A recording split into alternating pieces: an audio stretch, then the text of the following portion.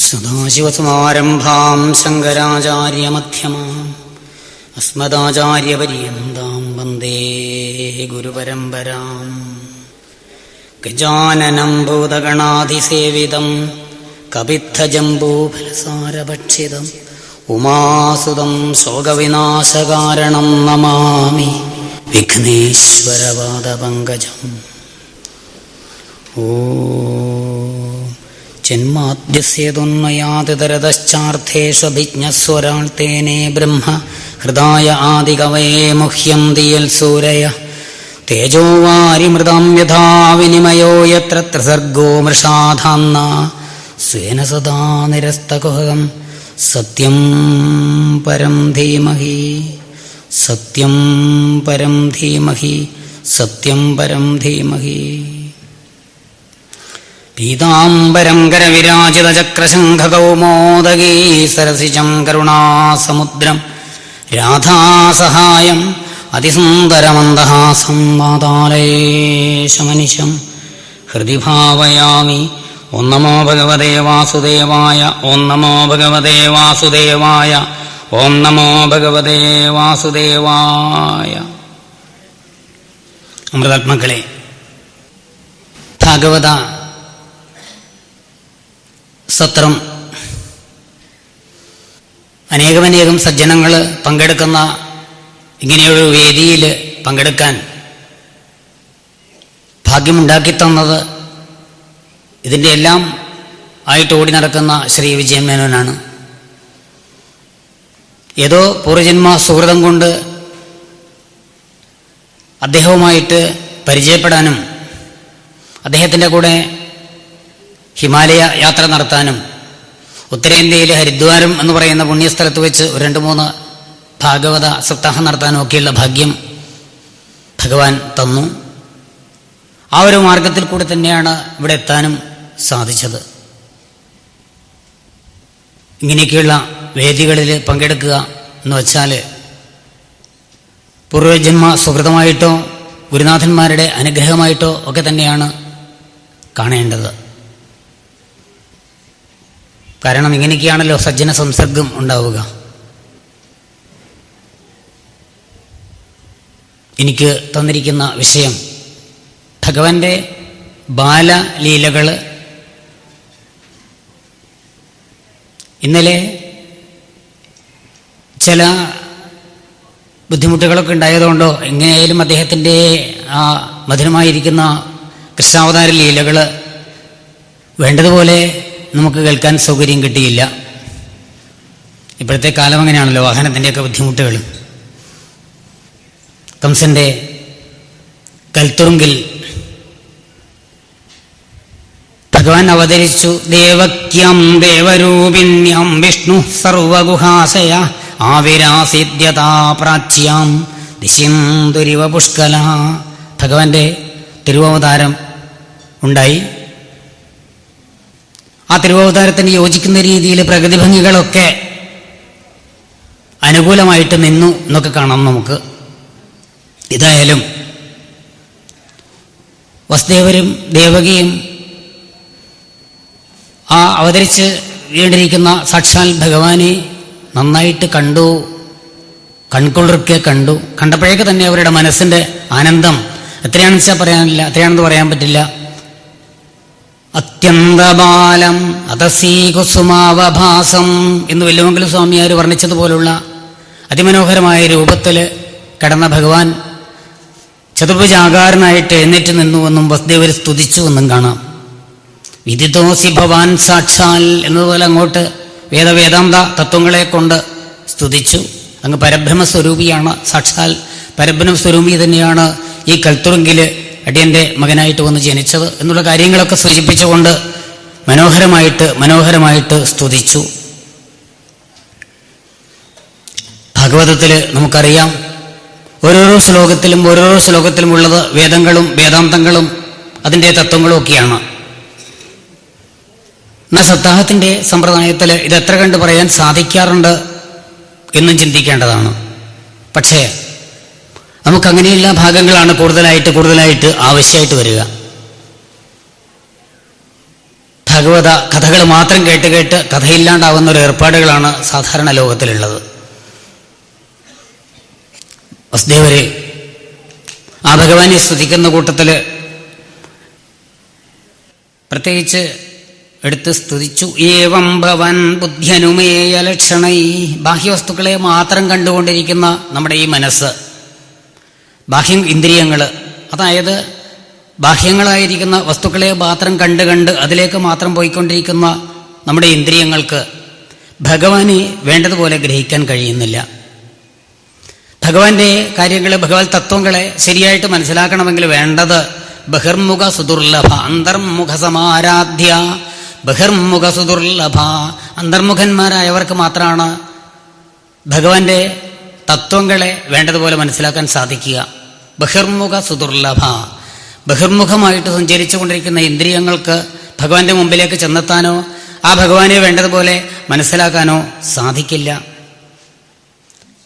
ഈ നമ്മുടെ പഞ്ചേന്ദ്രിയങ്ങളുടെ ശക്തി അതിൻ്റെ കാര്യങ്ങളിൽ മാത്രം ഒതുങ്ങിക്കൊണ്ടിരിക്കും, കാരണമായിരിക്കുന്ന ആ ഭഗവാനിലേക്ക് എത്തിച്ചേരാറില്ല. അതാണ് ഇന്ദ്രിയത്തിൻ്റെ ഒരു പ്രത്യേകത. കാര്യത്തിൽ ഒതുങ്ങി നിൽക്കുക, ആ കാരണത്തെക്കുറിച്ചിട്ട് നമുക്ക് മനസ്സിലാക്കാനുള്ള ശക്തി ഇല്ലാതാക്കി തീർക്കുക, ഇങ്ങനെയൊക്കെ നമ്മുടെ പഞ്ചേന്ദ്രിയങ്ങൾക്ക് ചില ദോഷങ്ങളുണ്ട്.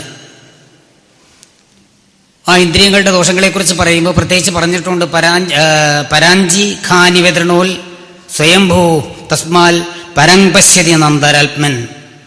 ഈ ഇന്ദ്രിയങ്ങൾ ബഹിർമുഖമാക്കിയിട്ടാണ് സൃഷ്ടിച്ചത്. ഇന്ദ്രിയങ്ങളെയൊക്കെ ഇതെല്ലാം പുറത്തേക്ക് തുറന്നു വെച്ചിരിക്കുന്നു. ബാഹ്യങ്ങളായിരിക്കുന്ന വിഷയങ്ങൾ നാല് ഭാഗത്തുനിന്നും അതിൻ്റെ ഉള്ളിലേക്ക് കയറി വരാൻ പറ്റിയ ഒരു രീതിയിലാണ് നമ്മുടെ ഇന്ദ്രിയങ്ങളുടെയൊക്കെ സൃഷ്ടി. അത് വിഷയങ്ങളുടെ പിന്നാലെ തെണ്ടി തെണ്ടി നടന്നിട്ട് ഭഗവാന്റെ മുമ്പിലേക്ക് പോകുന്നുമില്ല. ഇതാണ് നമ്മുടെ ഇന്ദ്രിയങ്ങളുടെ പ്രത്യേകത. അതുകൊണ്ട് തന്നെ ഇന്ദ്രിയങ്ങൾ പലപ്പോഴും നമ്മളെ തെറ്റിദ്ധരിപ്പിക്കും. ഇല്ലാത്ത കാര്യങ്ങൾ പലതും ഉണ്ടാക്കിയിട്ട് നമ്മുടെ മുമ്പിൽ കാണിക്കും എന്ന് ഭാഗവതത്തിൽ പല ഘട്ടങ്ങളിലും പറഞ്ഞതായിട്ട് കാണാം. നമുക്ക് ഏകാശതത്തിലോ മറ്റാണെന്ന് എൻ്റെ ഓർമ്മ, അലാത ചക്രത്തോട് സാദൃശ്യപ്പെടുത്തിയിരിക്കുന്നു. അതായത് അഗ്നി ഒരു തീക്കൊള്ളി എടുത്തിട്ട് ഇങ്ങനെ ചുഴറ്റിയാൽ നമ്മുടെ കണ്ണ് എന്ന് പറയുന്ന ഇന്ദ്രിയം നമുക്ക് കാണിച്ചു തരുക, നിന്റെ മുമ്പിൽ ഒരു ഒരു ഒരു അഗ്നിവളയം ഉണ്ട്. ആ ശരിക്കും പറഞ്ഞാൽ അങ്ങനെ ഇല്ല. ഇല്ലാത്ത ഒന്ന് ഉണ്ട് എന്ന് തോന്നിച്ചു നമ്മുടെ ഇന്ദ്രിയം. ഇങ്ങനെ ഇന്ദ്രിയങ്ങൾക്ക് ഇല്ലാത്ത വസ്തുക്കളെ ഉണ്ടാക്കി കാണിക്കാൻ ഒരു പ്രത്യേക കഴിവുണ്ട്. എന്നാൽ സത്യമായിട്ടുള്ള വസ്തു ബ്രഹ്മമാണ്. ബ്രഹ്മസത്യം, ജഗന്മിഥ്യ എന്നൊക്കെ പറയുന്ന വേദാന്ത വാക്യങ്ങൾ നമുക്കറിയാം.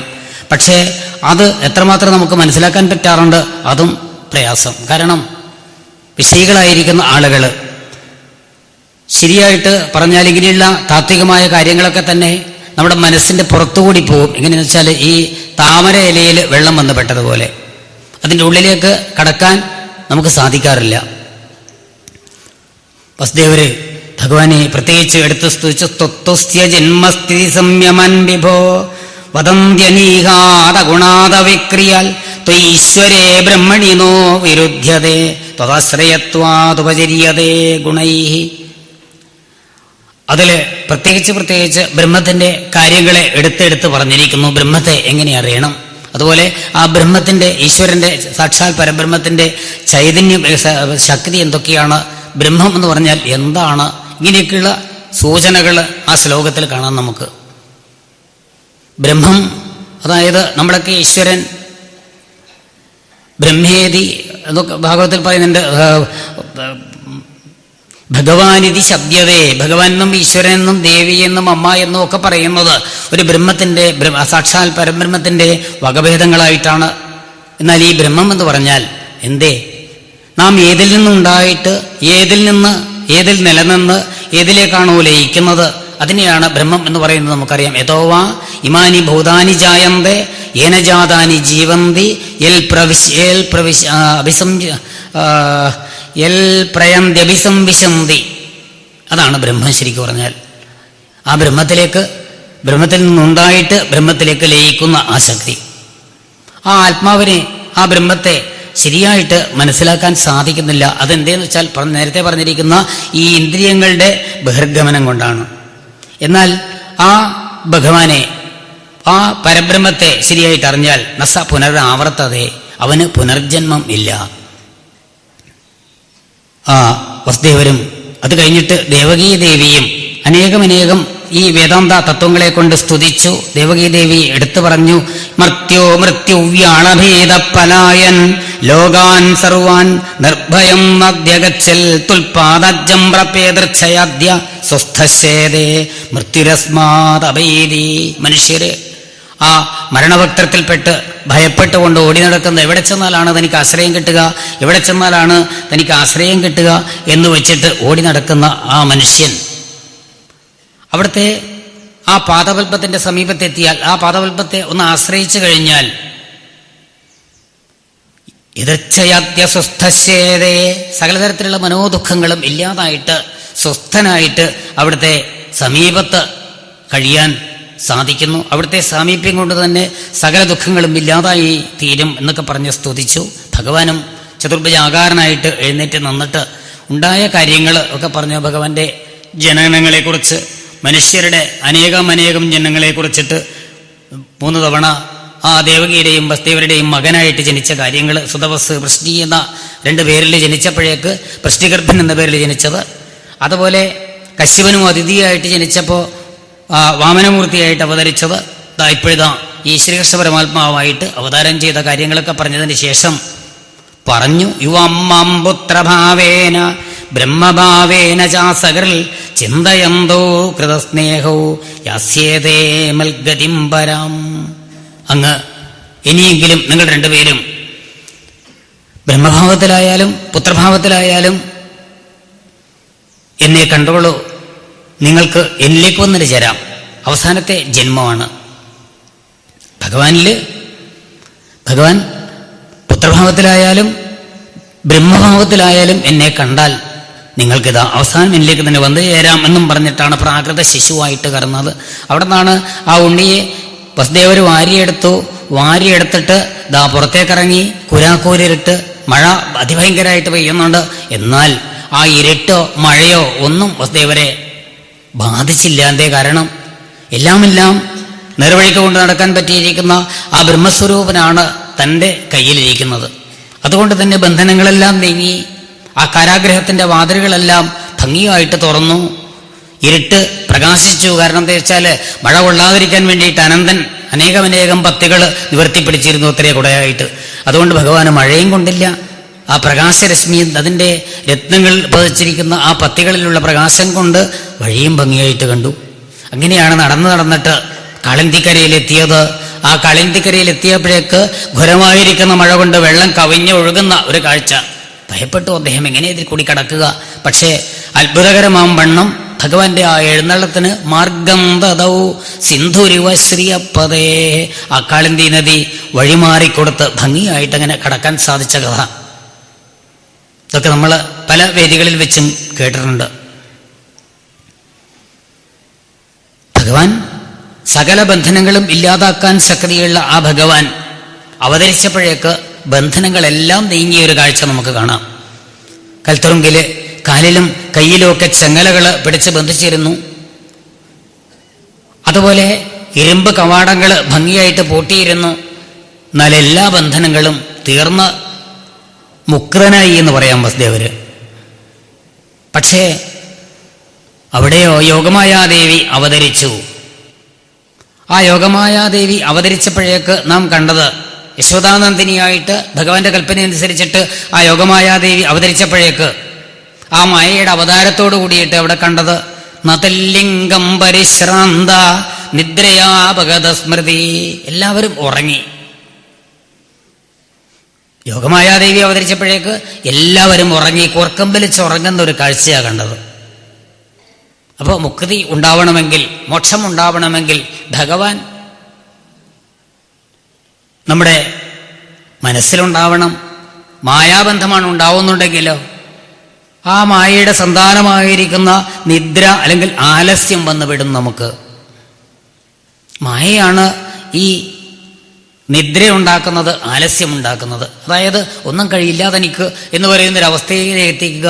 മാത്രമല്ല സത്യത്തെ സത്യമായിട്ട് കാണാൻ പറ്റാത്ത ഒരു രീതിയിലേക്ക് നമ്മളെ കൊണ്ട് എത്തിക്കുക. ഇതൊക്കെ മായയുടെ ബന്ധമാണ്. നമുക്കറിയാം, സത്യസ്വരൂപത്തെ മറച്ചു കളയലാണ് ശരിക്കും പറഞ്ഞാൽ മായയുടെ പ്രവൃത്തി. യാഥാർത്ഥമായിരിക്കുന്ന കാര്യങ്ങളെ നമുക്ക് മനസ്സിലാക്കാൻ പറ്റാണ്ട് അതിനെ മറക്കുക. മായക്ക് ആവരണശക്തി എന്നും വിക്ഷേപശക്തി എന്നും പറഞ്ഞ രണ്ടുണ്ട്. ആവരണശക്തി കൊണ്ട് നമ്മുടെ മുമ്പിൽ സത്യമായിട്ട് കാണുന്ന വസ്തുക്കളെയൊക്കെ അങ്ങ് മറച്ചു കളയുക. മാത്രമല്ല സത്യസ്വരൂപത്തെ മറക്കുക മാത്രമല്ല, ഇല്ലാത്ത അപൂർണങ്ങളായിരിക്കുന്ന പല ദൃശ്യങ്ങൾ ഉണ്ടാക്കി നമുക്ക് കാണിച്ചു തരും. ഇതൊക്കെ മായയുടെ ചില പ്രവൃത്തിയാണ്. അതിന് ആധ്യാത്മികമായ ഭാഷയിൽ വേദാന്തത്തിലൊക്കെ രജ്ജുഖണ്ഡത്തിലെ പന്നകബുദ്ധി എന്നൊക്കെ പറയും.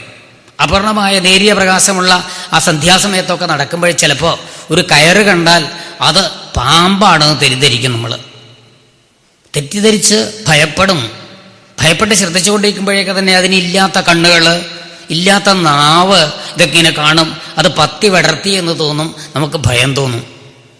അപ്പോഴാരെങ്കിലും വരുമ്പോഴത്തെ ഇതാ ഇവിടെ പാമ്പ് പോരുത്, പാമ്പോ, ടോർച്ചടിച്ച് നോക്കി അപ്പോഴത് ഒരു കയറ് കിടക്കുന്നു അവിടെ. അപ്പം ഈ കയറിൽ പാമ്പ് എന്ന ബുദ്ധി ഉണ്ടാക്കിയതും അതിനപ്പോഴേക്ക് നാവ്, കണ്ണ്, പടം, പത്തി മുതലായിരിക്കുന്ന ഇല്ലാത്ത പല കാര്യങ്ങളും ഉണ്ടാക്കി തന്നിരിക്കുന്നു നമ്മുടെ മനസ്സ്.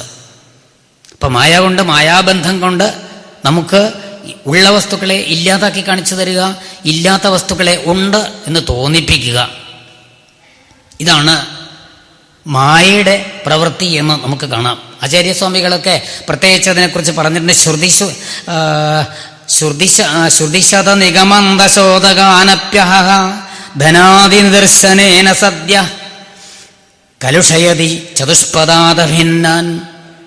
എത്രയെത്ര വേദങ്ങളും വേദാന്തങ്ങളും ഒക്കെ നോക്കിയ ആളുകളായാലും ചില സമയത്ത് ആ മായാബന്ധം ഉണ്ടായാൽ അതോടുകൂടിയിട്ട് എന്തായിത്തീരുന്നു വെച്ചാൽ ചതുഷ്പദാദ, നാൽക്കാലികളെക്കാളും കഷ്ടമായി തീരുന്നതാണ്. കാരണം ബുദ്ധി പ്രവർത്തിക്കാണ്ട് വേണ്ടാത്ത മാർഗത്തിലേക്കൊക്കെ ബുദ്ധി പോയിട്ട് നാൽക്കാലികളെക്കാളും കഷ്ടമായി തീരും. ആ ഭഗവാന്റെ അവതാര സമയത്ത് അവിടെ ദേവകീവസ്ദേവന്മാർക്കൊക്കെ ചങ്ങലകളൊക്കെ ആ ശരീരത്തിൽ നിന്ന് വിട്ടു, എല്ലാം കൽത്തുറുങ്കൊക്കെ തുറന്നു വെച്ചു, ആ ബന്ധനം നീങ്ങി എന്നും യശോദാനന്ദിനിയായിട്ട് മായാദേവി അവതരിച്ചപ്പോഴേക്ക് എല്ലാവരും സുഖമായിട്ട് ഉറങ്ങി എന്നും പറയുമ്പോൾ അവിടെ നമുക്ക് കാണിച്ചു തരുന്നത് ഭഗവാന്റെ അവതാരം ബന്ധന മുക്തി ഉണ്ടാക്കി തരും നമുക്ക്. അതുപോലെ മായയുടെ ബന്ധമാണെങ്കിലോ മായയുടെ അവതാരമാണെങ്കിലോ എല്ലാം ബന്ധനത്തിലേക്കാണ് കൊണ്ടുപോവുക. ഭഗവത്ഗീതയൊക്കെ നോക്കുന്ന ആളുകൾക്ക് മനസ്സിലാവും. അതിൽ വ്യക്തമായിട്ട് പറഞ്ഞു കൊടുത്തിട്ടുണ്ട് അർജുനനോട്, ദേവി ഹ്യേഷാ ഗുണമയി മമ മായാ ദുരത്തയാ. എൻ്റെ ഈ ത്രിഗുണമയ്യായ മായയുണ്ടല്ലോ, സാധാരണക്കാർക്ക് അത്ര എളുപ്പത്തിലൊന്നും കടക്കാനാവില്ല. ആ മായാബന്ധത്തിൽപ്പെട്ട് നട്ടംതിരിയല്ലാണ്ട് അതിനെ മറികടക്കാൻ സാധിക്കാണ്ട് വിഷമിക്കുകയാണ് കൂടുതൽ ചെയ്യുക. എന്നാൽ ആ മായയെ കടക്കണം എന്ന് ആഗ്രഹമുണ്ടെങ്കിലോ മാമേവയോ പ്രപദ്യന്തേ മായാമേതാം തരന്തിതേ, എന്നെ ആരാണോ ആശ്രയിക്കുന്നത് അവർക്ക് ഈ മായയെ കടക്കാൻ സാധിക്കും. വസുദേവർക്ക് ഭഗവാന്റെ ആശ്രയമുണ്ടായി. അതോടുകൂടിയിട്ട് മായാബന്ധം നീങ്ങി നടന്ന് ആ കാളിന്തി നദിയുടെ സമീപത്തെത്തിയപ്പോഴേക്കും അത്ഭുതകരമാവണ്ണം കാളിന്തി നദി വഴിമാറിക്കൊടുത്ത കഥ. ആ ഭഗവാനെയും ഭാര്യയെടുത്ത് നന്ദഗോകുലത്തിലേക്ക് പോകുമ്പോൾ നമുക്കറിയാം ആളുകൾ ധാരാളമായിട്ട് അവിടെ ഇവിടെയൊക്കെ നിൽക്കുന്നുണ്ട്. അപ്പോൾ വസുദേവർക്ക് പേടി, എങ്ങനെയാ ആളുകളെ കാണാണ്ട് കൊണ്ടുപോവുക, കുട്ടികളെ അങ്ങോട്ടും ഇങ്ങോട്ടും മാറ്റുകയാണേ, അപ്പൊ അറിഞ്ഞാലത് മഹാബുദ്ധിമുട്ടായിട്ട് തീരില്ലേ, ഏതെല്ലാം തരത്തിലുള്ള ആപത്തുകൾ വരാൻ സാധ്യതയുണ്ട് എന്നൊക്കെ വിചാരിച്ച് പരിഭ്രമിച്ച് അദ്ദേഹം അങ്ങനെ നടന്ന് നോക്കിയപ്പോഴേക്കാണ് എല്ലാവരും നിദ്രയാപഗത സ്മൃതി, ഉറങ്ങിയിട്ട് ചിലർ നിൽക്കുന്നുണ്ട്, ചിലർ നടക്കാൻ ഭാവിച്ചപ്പോഴേക്കും അവിടെ ഉറങ്ങിയിട്ടുണ്ട്. കുറച്ചപ്പുറത്ത് നന്ദഗോപുര ആകാശത്തിലേക്ക് നോക്കിയിട്ട്, കാരണം നക്ഷത്രം നോക്കിയിട്ടാണല്ലോ അന്നത്തെ കാലത്ത് സമയമൊക്കെ നോക്കുക, അതിനുവേണ്ടി കുട്ടിയുണ്ടായി സമയം നോക്കാം എന്ന് പറഞ്ഞപ്പോഴേക്കാണ് ആകാശത്തിലേക്ക് നോക്കിപ്പോയത്, അവിടെ ഉറങ്ങിപ്പോയി. ഇങ്ങനെ പലതരത്തിലും പല ഭാവത്തിലും ഉറങ്ങിയിട്ട് കഴിയുന്ന ആളുകളുടെ മധ്യത്തിൽ കൂടിയിട്ടാണ് ഭഗവാനെയും ഭാര്യയെടുത്ത് വസുദേവര് ചെന്നത്. എവിടെയാ പ്രസവിച്ച് കിടക്കുന്ന മുറി, അദ്ദേഹത്തിന് നിശ്ചയില്ല. ഇങ്ങനെ നടന്നപ്പോഴേക്കാണ് നിലവിളക്കിൻ്റെ ഒരു പ്രകാശം കണ്ട് അതിൻ്റെ സമീപത്തേക്ക് ചെന്നു. അകത്തും ധാരാളം ആളുകളുണ്ടാവും. കാരണം പ്രസവത്തിൻ്റെ സഹായത്തിനൊക്കെ വേണ്ടിയിട്ട് എത്രയെത്ര ആളുകളുണ്ടാവുക. ഭയപ്പെട്ടുകൊണ്ടാണ് അദ്ദേഹം ഒരു കാല് വെച്ചിട്ട് അകത്തേക്കിനെ നോക്കിയപ്പോഴേക്ക് ധാരാളം സ്ത്രീജനങ്ങളുണ്ടെങ്കിലും അവരൊക്കെ ഉറങ്ങിയിട്ടിരുന്നു. ഉറക്കി സീല് വെച്ചിരി നിദ്രാ വിമുദ്രിതം. മേൽപ്പത്തൂർ പറഞ്ഞത് അങ്ങനെയാ, കേവലം ഉറക്കല്ല, ഉറക്കി സീല് വെച്ചിരിക്കുന്നു. ഇനി പെട്ടെന്ന് ഒന്നും ഉണരാത്ത വിധത്തിൽ. വസുദേവരോ തൻ്റെ കയ്യിലുള്ള ആ നീലരത്നത്തെ യശോദാദേവിയുടെ സമീപത്ത് കിടത്തുകയും യശോദയുടെ സമീപത്ത് കിടക്കുന്ന ആ വെളുത്ത മുത്തുമണി പോലുള്ള ആ പെൺകുട്ടിയെ വാരിയെടുക്കുകയും ചെയ്തു. എന്നിട്ടോ കുറച്ച് മാറി നിന്നു. അദ്ദേഹം ഒന്ന് തിരിഞ്ഞു നോക്കി. അദ്ദേഹത്തിന് കണ്ണിൽ വെള്ളം നിറഞ്ഞു. കാരണം സുന്ദരന്മാരായിരിക്കുന്ന 5-6 കുട്ടികളെ കണ്ട് മതി വരുന്നതിന് മുമ്പാണ് കംസൻ അടിച്ചു കൊന്നത്. ഈ കുട്ടിയെങ്കിലും എവിടെയെങ്കിലും വളരട്ടെ, ഒരാപത്തും കൂടാണ്ട് എന്നെങ്കിലും ജീവിതത്തിൻ്റെ ഒരു കോണില് എവിടെയെങ്കിലും വെച്ചിട്ട് ഒന്ന് കണ്ണു നിറച്ചും കാണാൻ ഭാഗ്യം കിട്ടിയാൽ മതി തനിക്ക് എന്നും വെച്ചിട്ടാണ് കണ്ണും തുടച്ചുകൊണ്ട് വസുദേവര് വന്നത്. പോയതുപോലെ തിരിച്ചു വന്ന് കൽത്തുറുങ്കിലേക്ക് കയറിയപ്പോഴേക്ക് ബഹിരന്തപുരദ്വാര സർവാ പൂർവതാപൃത, നേരത്തെ പോലെ തന്നെ ആ ബന്ധനങ്ങളൊക്കെ വന്നു ചേർന്നു. കാരണം മായാദേവി ഇങ്ങോട്ട് വന്നുവേ, ആ മായയുടെ ബന്ധനം ഇവിടെ ഉണ്ടായി. ആ ദേവകിയുടെ സമീപത്ത് അങ്ങനെ കിടത്തിയപ്പോഴേക്ക് ആ പിഞ്ചു കുഞ്ഞ പെൺകുട്ടി ഇതാ കരഞ്ഞു. ആ കുട്ടിയുടെ കരച്ചിൽ കേട്ടുകൊണ്ട് കാവൽ നിൽക്കുന്ന അതിഭയങ്കരന്മാരായിരിക്കുന്ന കാവൽക്കാര് ഉണർന്നു. അവർ ഓടിച്ചെന്ന് കംസമഹാരാജാവിനോട് ചെന്ന് അറിയിച്ചു, പ്രഭോ ഇതാ പ്രസവം കഴിഞ്ഞു. കുട്ടി കരയെന്ന് കേട്ടിട്ടാണ് ഞങ്ങൾ വന്നത്. അദ്ദേഹമാണെങ്കിലോ നാം കണ്ടിട്ടുണ്ട്, ആസീന സംവിശംസ്തിഷ്ഠൻ ഭുഞ്ജാന പര്യടൻ മഹീം ചിന്തയാനോ ഋഷികേശം അവശ്യൽ തന്മയം ജഗൽ. അദ്ദേഹത്തിൻ്റെ ഒരുപോലെ കണ്ണടക്കാൻ കഴിയാറില്ല. ഇരിക്കുമ്പോഴും നടക്കുമ്പോഴും കിടക്കുമ്പോഴും ഒക്കെ തൻ്റെ അന്തകനായിരിക്കുന്ന ആ ഉണ്ണി ഈ ഒരു ചിന്തയിലാണ് അദ്ദേഹം കഴിഞ്ഞുകൊണ്ടിരുന്നത്. പ്രസവം കഴിഞ്ഞ് ഉയരങ്ങളും അറിഞ്ഞപ്പോഴേക്കത്തേതോ തൂർണ്ണമോപവ്രജ്യ, വളരെ വേഗത്തിൽ ചെന്നിട്ട് അറിയിച്ചതേ ഒരാൾക്കും ഞങ്ങൾക്ക് സമ്മാനം കിട്ടും, സമ്മാനം കിട്ടുമെന്ന് വെച്ചിട്ട് അഹമഹമകിയാ ചെന്നിട്ട് അങ്ങനെ അറിയിച്ചപ്പോഴേക്ക് കംസനിത അവിടെ നിന്ന് എഴുന്നേറ്റു. ആയുധം എടുത്തോ നിശ്ചയില്ല. കൊടുങ്കാറ്റ് വരുമ്പോലൊരു വരവ് കൽത്തുറുങ്കിലേക്ക് ഭൃത്യന്മാര് തുറന്നു കൊടുത്തിരിക്കുന്ന ആ കവാടത്തിൽ കൂടിയിട്ട് അങ്ങനെ വന്ന് നിന്നു. ദേവകീദേവി ഒന്ന് നോക്കിയപ്പോഴേക്ക് അന്തകനെ പോലെ നിൽക്കുന്നു തൻ്റെ ഏട്ടൻ. വേഗം ആ പിഞ്ചു കുഞ്ഞിനെ വാരിയെടുത്ത് മാറോട് ചേർത്ത് ഒഴുക്കിക്കൊണ്ട് പറഞ്ഞു, സുശ്രേയം തവ കല്യാണ സ്ത്രീയമ്മ ഹന്തുമർഹതേ. ഈ കുട്ടിയെ കൊല്ലരുതേ. ഈ കുട്ടി ഇതൊരാൺകുട്ടിയല്ല, പെൺകുട്ടിയാണ്. ഈ പെൺകുട്ടി വിചാരിച്ചാൽ അങ്ങേ എന്താ ചെയ്യാൻ പറ്റുക? അതുകൊണ്ട് ഈ ഒരു കുട്ടിയെയെങ്കിലും എനിക്ക് വളർത്താൻ തരണേ, ഈ ഒരു കുട്ടിയെയെങ്കിലും വളർത്താൻ തരണേ. എത്ര സുന്ദരന്മാരായിരിക്കുന്ന 5-6 കുട്ടികളെ നോക്കിക്കൊണ്ടിരിക്കുക അങ്ങ് കൊന്നുകളഞ്ഞില്ലേ? ഞാനൊന്നും പറഞ്ഞിട്ടില്ലല്ലോ. ഇനി പ്രസവം ഉണ്ടാവുമെന്നും തോന്നില്ല, കാരണം പ്രായമായിക്കൊണ്ടിരിക്കുന്നു. അതുകൊണ്ട് ഇതിനെയെങ്കിലും എനിക്ക് വളർത്താൻ തരണേ. എന്നാൽ കംസന്റെ സ്ഥിതി നമുക്കറിയാം.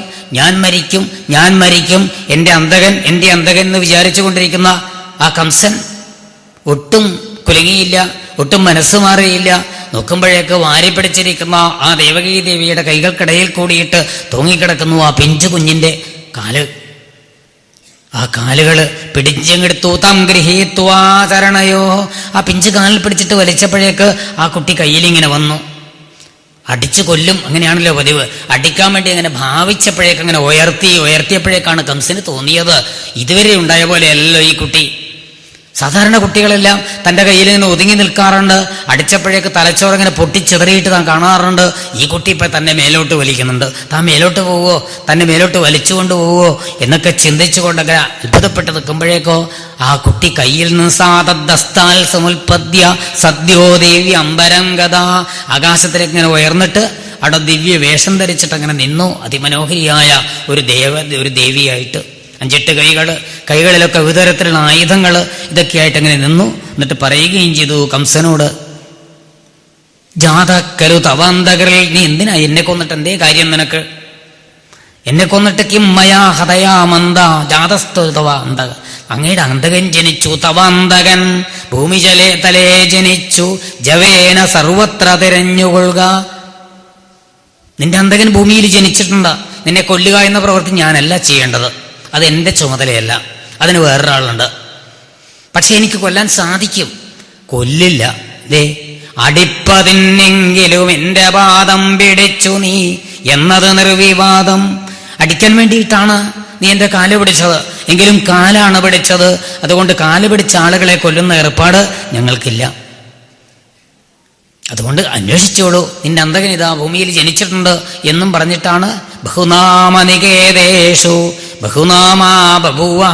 ഈ ലോകത്തിലുള്ള പല ക്ഷേത്രങ്ങളിലും ഇതാ ദേവിയായിട്ട്, ഭദ്രകാളിയായിട്ട്, ചാമുണ്ടിയായിട്ട് പലതരത്തിലുള്ള പേരുകളിൽ ഇന്നും ഇതാ നമ്മളെ അനുഗ്രഹിച്ചുകൊണ്ട് നിൽക്കുന്നു കംസൻ. ഇതെല്ലാം കൂടി കണ്ടപ്പോഴേക്ക് എന്തൊക്കെയോ ചില ബുദ്ധിമുട്ടുകൾ മാനസികമായിട്ട് താൻ എന്തൊക്കെയാ ചെയ്തത്, എന്തൊക്കെ ബുദ്ധിമുട്ടുകളാ ചെയ്തത്. ആ ദേവകിയെയും വസുദേവരെയും കൽത്തുറുങ്കിൽ നിന്ന് കെട്ടഴിച്ച് വിട്ടു. എന്നിട്ട് പറഞ്ഞു ദേവകിയോടും വസുദേവരോടും, ദേവകി വസുദേവരെ, നിങ്ങൾ രണ്ടുപേരും ഇനി ദുഃഖിക്കരുത്. ഞാൻ ഒരുപാട് ദുഃഖിപ്പിച്ചു നിങ്ങളെ. ഒരു അശരീരി വാക്ക് സത്യമാണെന്ന് കരുതിയിട്ട് ദാ എൻ്റെ ജീവൻ രക്ഷിക്കണമെന്ന് വെച്ചിട്ടാണ് ഞാൻ ഈ മഹാപാപങ്ങളൊക്കെ ചെയ്തത്. ഒരു കണ്ടാളിനെ പോലെ നിങ്ങളുടെ കുട്ടികളെയൊക്കെ കൊന്നുകളഞ്ഞു ഞാൻ. അതൊന്നും ഇനി വിചാരിക്കരുത്. അതൊക്കെ ചെയ്തത് തെറ്റാണെന്ന് എനിക്കിപ്പോൾ ബോധ്യമായി. സാധാരണ മനുഷ്യർ കളവ് പറയാറുണ്ട്. എന്നാൽ ഇപ്പം എനിക്കൊരു കാര്യം ബോധ്യമായി. ദൈവമൊപ്യനൃതം വക്തേ നമർത്തിയായേവ കേവലം. ഈ ലോകത്ത് മനുഷ്യന്മാർ മാത്രമല്ല ഈശ്വരന്മാരും കൂടി കളവ് പറയാൻ തുടങ്ങി എന്നാ എനിക്ക് മനസ്സിലായത് ഇപ്പോൾ. അതുകൊണ്ട് ഇനി നിങ്ങൾ ദുഃഖിക്കരുത്, നിങ്ങൾക്കൊരു തരത്തിലുള്ള ബുദ്ധിമുട്ടുകൾ ഉണ്ടാവരുത്. ഞാനിങ്ങനെ എന്തൊക്കെയോ അബദ്ധം പ്രവർത്തിച്ചു അതും നിങ്ങൾക്ക് തോന്നരുത്. അതുകൊണ്ട് ക്ഷമിക്കണേ എന്നും പറഞ്ഞിട്ട് കാലിൽ വീണെന്ന് കാലൊക്കെ തൊട്ട് തലയിൽ വെച്ചിട്ട് ഇതാ നല്ല ഒന്നാന്തരം ഒരു കെട്ടിടം ബംഗ്ലാവ് അവർക്ക് തുറന്നു കൊടുത്തു. ഇതിലാണ് ഇനി താമസിക്കേണ്ടത്, നിങ്ങൾക്ക് ഒരു തരത്തിലുള്ള ബുദ്ധിമുട്ടുകൾ ഉണ്ടാവരുത് എന്നും വെച്ചിട്ട് തുറന്നു കൊടുത്ത് അതിലിങ്ങനെ താമസിപ്പിച്ചു വരെ. അതിനുശേഷമാണ് കംസൻ തൻ്റെ സഹസ് വിളിച്ചു കൂട്ടിയിട്ട് ഉണ്ടായ കാര്യങ്ങളൊക്കെ പറഞ്ഞത്. ചോദിച്ചു അദ്ദേഹം, ഇനി ഞാൻ എന്തേ വേണ്ടത്? യോഗമായാദേവി പറഞ്ഞത് സത്യമായിരിക്കും, എവിടെയെങ്കിലും ജനിച്ചിട്ടുണ്ടാവും. അതുകൊണ്ട് എനിക്കാണെങ്കിലോ മരിക്കാൻ ഒട്ടും ഇഷ്ടമല്ല. അതുകൊണ്ട് ഞാൻ എന്തേ വേണ്ടത്? അപ്പോൾ വൃത്യന്മാർ പറഞ്ഞു, അതിന് വേണ്ടതെന്താ, ഞങ്ങൾ അവിടുന്ന് കൽപ്പിച്ചാൽ വേണ്ട കാര്യങ്ങളൊക്കെ ചെയ്യാം. ആ ശരീരവാക്കുണ്ടായ ആ ഏകദേശം കാലഘട്ടം വെച്ച് നോക്കിയാലേ ആ കുട്ടിയുടെ പ്രായമൊക്കെ ഏകദേശം നമുക്ക് ഊഹിക്കാൻ പറ്റില്ലേ? അതുകൊണ്ട് ഇപ്പം നന്ന ചെറുതായിരിക്കും. ഈ നന്ന ചെറുതായിരിക്കുമ്പോൾ കൊല്ലാൻ എളുപ്പമാണ്. നഖഗ്രലാവ്യസ്തരുരങ്കുരാത്മാ പരശ്വതസ്യാപിതോതിഭൂമി. നമ്മുടെ ഗ്രഹത്തിന്റെ മുമ്പിൽ അടുത്തായിട്ട് ഒരു കൊച്ചു വൃക്ഷത്തിന്റെ ചെടി വളരുന്നുണ്ടെങ്കിൽ അതപ്പം നഖം കൊണ്ടങ്ങ് നുള്ളിക്കളയാൻ പറ്റും. ആ സമയത്ത് അത് നഖം കൊണ്ടങ്ങ് നുള്ളിക്കളഞ്ഞാൽ ബുദ്ധിമുട്ടില്ല. ഇല്ലെങ്കിലോ അതവിടെ കിടന്നിട്ട് ഇങ്ങനെ വളർന്നിട്ട് തൻ്റെ വീടിന്റെ മുകളിലേക്ക് ചാഞ്ഞാൽ അത് കയറി വരും. അത് നന്നായിട്ട് മുറിക്കാൻ പറ്റും. അതൊക്കെ ബുദ്ധിമുട്ടാവും. അതുകൊണ്ട് അത്രയൊന്നും കാക്കുകയല്ല നല്ലത്. അവിടുന്ന് കൽപ്പിച്ചാൽ ഞങ്ങളിതാ അവിടുത്തെ പ്രാണൻ രക്ഷിക്കാൻ വേണ്ടുന്ന കാര്യങ്ങളൊക്കെ ചെയ്യാം. കംസൻ പറഞ്ഞു, എനിക്ക് രക്ഷ വേണം, നിങ്ങളതിന് എന്ത് ചെയ്താലും ഞാൻ ശ്രദ്ധിക്കില്ല. ആ സുരന്മാര് കാമരൂപധരാൻ ഇഷ്ടം പോലെ വേഷം മാറിയിട്ടിതാ ആ മധുരയിലും പരിസരത്തുള്ള കുട്ടികളെയൊക്കെ ഇങ്ങനെ കൊന്നുകൊണ്ട് ഇങ്ങനെ സഞ്ചരിച്ചു എന്നാണ് പറഞ്ഞു വെച്ചത്. എന്നാൽ അവിടെ നന്ദഗോകുലത്തിലാണെങ്കിലോ യശോദാദേവിയൊക്കെ കണ്ണുമഴിച്ച് പ്രസവാലസ്യം കഴിഞ്ഞ് ഇങ്ങനെ നോക്കുമ്പോഴേക്കാണ് അടുത്ത് ഒരു നീലമേഘശ്യാമളനായിരിക്കുന്ന ഒരു കൊച്ചു കുട്ടി കിടക്കുന്നു. അത്യന്തബാലനായിട്ട്, എന്തൊരിളം ശിശു അങ്ങനെ കിടക്കുന്നുണ്ട്. കൗതുകത്തോടുകൂടി അങ്ങനെ വാരിയെടുത്തു, മുലകൊടുത്തു. അത് മാത്രമല്ല ആ നന്ദഗോപര് ധാരാളം ദാനധർമ്മങ്ങളൊക്കെ ചെയ്തു തൻ്റെ ഉണ്ണിയുടെ ആ ശ്രേയസ്സിന് വേണ്ടിയിട്ട്. ഓരോ തരത്തിലുള്ള ദാനത്തിന്റെ സമ്പ്രദായമാണല്ലോ. ധാരാളം പശുക്കളെ ദാനം ചെയ്യുക. പിന്നെ തിലാദ്രീൻ സപ്ത, 7 സ്ഥലത്ത് എള്ളിന്റെ കൂനകൾ ഇങ്ങനെ കൂട്ടി വെച്ചിട്ട് അതിൽ രത്നങ്ങള്, അതുപോലെ പട്ടുവസ്ത്രങ്ങൾ ഇതൊക്കെ പൂഴ്ത്തി വെച്ചിട്ട് ഉത്തമന്മാരായ ആളുകൾക്ക് അതിങ്ങനെ തൊട്ട് ഓം തസ്സൽ എന്നും പറഞ്ഞിട്ട് ദാനം ചെയ്യുക. ഇങ്ങനെ പലതരത്തിലുള്ള ദാനങ്ങള് തൻ്റെ ആ ഉണ്ണിയുടെ ശ്രേയസ്സിന് വേണ്ടിയിട്ട് ഉത്തമ ബ്രാഹ്മണരെ വരുത്തിയിട്ട് അവർക്ക് ദക്ഷിണാദികളൊക്കെ കൊടുത്ത് സന്തോഷിപ്പിച്ചവരെ അനുഗ്രഹിപ്പിക്കുക. ഇങ്ങനെ എന്തെല്ലാം തരത്തിലുള്ള സംഭവങ്ങൾ. മാത്രമല്ല അദ്ദേഹം ഒരു ഇടപ്രഭുവായതുകൊണ്ട് അദ്ദേഹത്തിന് ഉണ്ണി ഉണ്ടായിരുന്നു. വളരെ കാലമായിട്ട് അദ്ദേഹത്തിന് ഉണ്ടാവില്ല, ഇനി ഉണ്ണി പ്രായം ചെന്നില്ലേ എന്ന് വെച്ചിട്ടൊക്കെ ആവുമ്പോഴാണ് അവർക്കൊരു ഉണ്ണി ഉണ്ടായിരിക്കുന്നു എന്ന ആ ഒരു വാർത്ത അവിടെയൊക്കെ ഇങ്ങനെ വ്യാപിച്ചത്. എല്ലാവർക്കും സന്തോഷമായി. ഗോപന്മാർ വരിക, കാണുക. മാത്രമല്ല ആ ഉത്തരേന്ത്യൻ സമ്പ്രദായത്തിലുള്ള ഓരോ തരത്തിലുള്ള ആഘോഷങ്ങൾ ആ ഗോപപാഠത്തിൽ മുഴുവൻ. നമ്മുടെ പ്രാദേശികങ്ങളായിട്ട് പലതരത്തിലുള്ള വ്യത്യാസങ്ങൾ ഉണ്ടാവുമല്ലോ ഈ ആചാരാനുഷ്ഠാനങ്ങൾക്ക്. അതുപോലെ ആഘോഷങ്ങൾക്ക് കൊണ്ട് ഗോപ പരസ്പരം ഹൃഷ്ട ദതിക്ഷീരകൃതംബുഭി ആസിഞ്ചന്തോ വിലിംബന്തോ നവനീതയിച്ച ശിക്ഷിപൂ, വെണ്ണ, പാല് മുതലായതൊക്കെ പരസ്പരം അഭിഷേകം ചെയ്യുക, വെണ്ണ കൊണ്ട് വാരിയെറിയുക. ഇങ്ങനെ എന്തെല്ലാം തരത്തിലാണോ ആനന്ദിക്കാനുള്ള മാർഗങ്ങൾ അതെല്ലാം അവർ ചെയ്തു. ഇതേ കാരണം സാക്ഷാൽ ഭഗവാൻ തന്നെയാണ് ഇവിടെ വന്നുപെട്ടത്. അതൊന്നും അറിയില്ലെങ്കിലും ഒരു ഉണ്ണിയുണ്ടായി നന്ദഗോപർക്ക് അതിന് വേണ്ടുന്ന ആഘോഷങ്ങളൊക്കെ ചെയ്യണമെന്ന് വെച്ചിട്ടാണ് ആ നന്ദഗോകുലത്തില് ആട്ടും പാട്ടും തുടങ്ങിയത്. ആ സമയത്ത് രോഹിണിയെക്കുറിച്ച് നമുക്കറിയാം. രോഹിണി ദേവി രാമനെ പ്രസവ ചികിത്സയൊക്കെ കഴിഞ്ഞ് ആരോഗ്യമൊക്കെ വീണ്ടെടുത്തിട്ട് താനല്ലേ എവിടെയൊക്കെ വേണ്ട കാര്യങ്ങളൊക്കെ ചെയ്യേണ്ടത്. യശോദ പ്രസവിച്ച് കിടക്കുകയല്ലേ എന്നും വിചാരിച്ചിട്ട് ഓടി നടക്കുന്നു. അവിടെ ഈ മുണ്ടും വേലോട്ട് വലിച്ചു കുത്തിയിട്ടേ താനല്ലേ ഇതൊക്കെ ചെയ്യേണ്ടത്. ശ്രീ ശുകബ്രഹ്മർഷി ആ രോഹിണിയെക്കുറിച്ച് അങ്ങനെ പറഞ്ഞപ്പോഴേക്ക് എന്തേ പറഞ്ഞത്? രോഹിണീച മഹാഭാഗ നന്ദഗോപാപി നന്ദിത. ഈ രോഹിണി മഹാഭാഗ്യവതിയാണ്. അതെടുത്തു പറഞ്ഞു നന്ദഗോപരെ കൊണ്ട് അതങ്ങനെ വിചാരിപ്പിച്ചു. എന്തേ കാരണം മറ്റൊന്നുമല്ല, ഭഗവാന്റെ എല്ലാ ലീലകളും, അമ്പാടിയിലെ ലീലകളും, വൃന്ദാവന ലീലകളും, മധുരാലീലകളും, ദ്വാരകാലീലകളും എല്ലാം ഒരുപോലെ കാണാൻ ഭാഗ്യം കിട്ടിയിരിക്കുന്ന ഒരു ഭാഗ്യവതിയാണ് രോഹിണി. അച്ഛനമ്മമാർക്കോ വസുദേവര് എഴുന്നേറ്റ് ആ ഭഗവാൻ അങ്ങനെ ചതുർഭുജാകാരനായിട്ട് നിന്നപ്പോഴേക്ക് തന്നെ വിദതോസി ഭവാൻ സാക്ഷാൽ എന്നും പറഞ്ഞിട്ട് അങ്ങ് സ്തുതിച്ചു. എനിക്ക് മനസ്സിലായി അങ്ങ് സാക്ഷാൽ പരബ്രഹ്മസ്വരൂപിയാണ്. അപ്പൊ തന്നെ ഭഗവാൻ നിശ്ചയിച്ചു, പരബ്രഹ്മമായിരിക്കുന്ന എനിക്ക് പിന്നെ എന്താ ബാലലീലകള്, അതുകൊണ്ട് ബാലലീലകൾ ഇനി അച്ഛന് ഗോപി അതില്ല. അതിനാകുമ്പോഴേക്ക് അങ്ങോട്ട് പോയി. അപ്പൊ രോഹിണി അവിടെയുണ്ട്. അവിടുന്ന് വൃന്ദാവനത്തിലേക്ക് പോകുമ്പോൾ അവിടെയും പോയി. വൃന്ദാവനത്തിൽ നിന്ന് എല്ലാ സ്ഥലത്തും ചെന്നിട്ട് ഒരേപോലുള്ള എല്ലാ ലീലകളും കാണാൻ ഭാഗ്യം കിട്ടിയിരിക്കുന്ന ഒരു മഹാഭാഗ്യവതിയാണ് ഈ രോഹിണി. അതുമാത്രമല്ല, നന്ദഗോപാഭിനന്ദിത.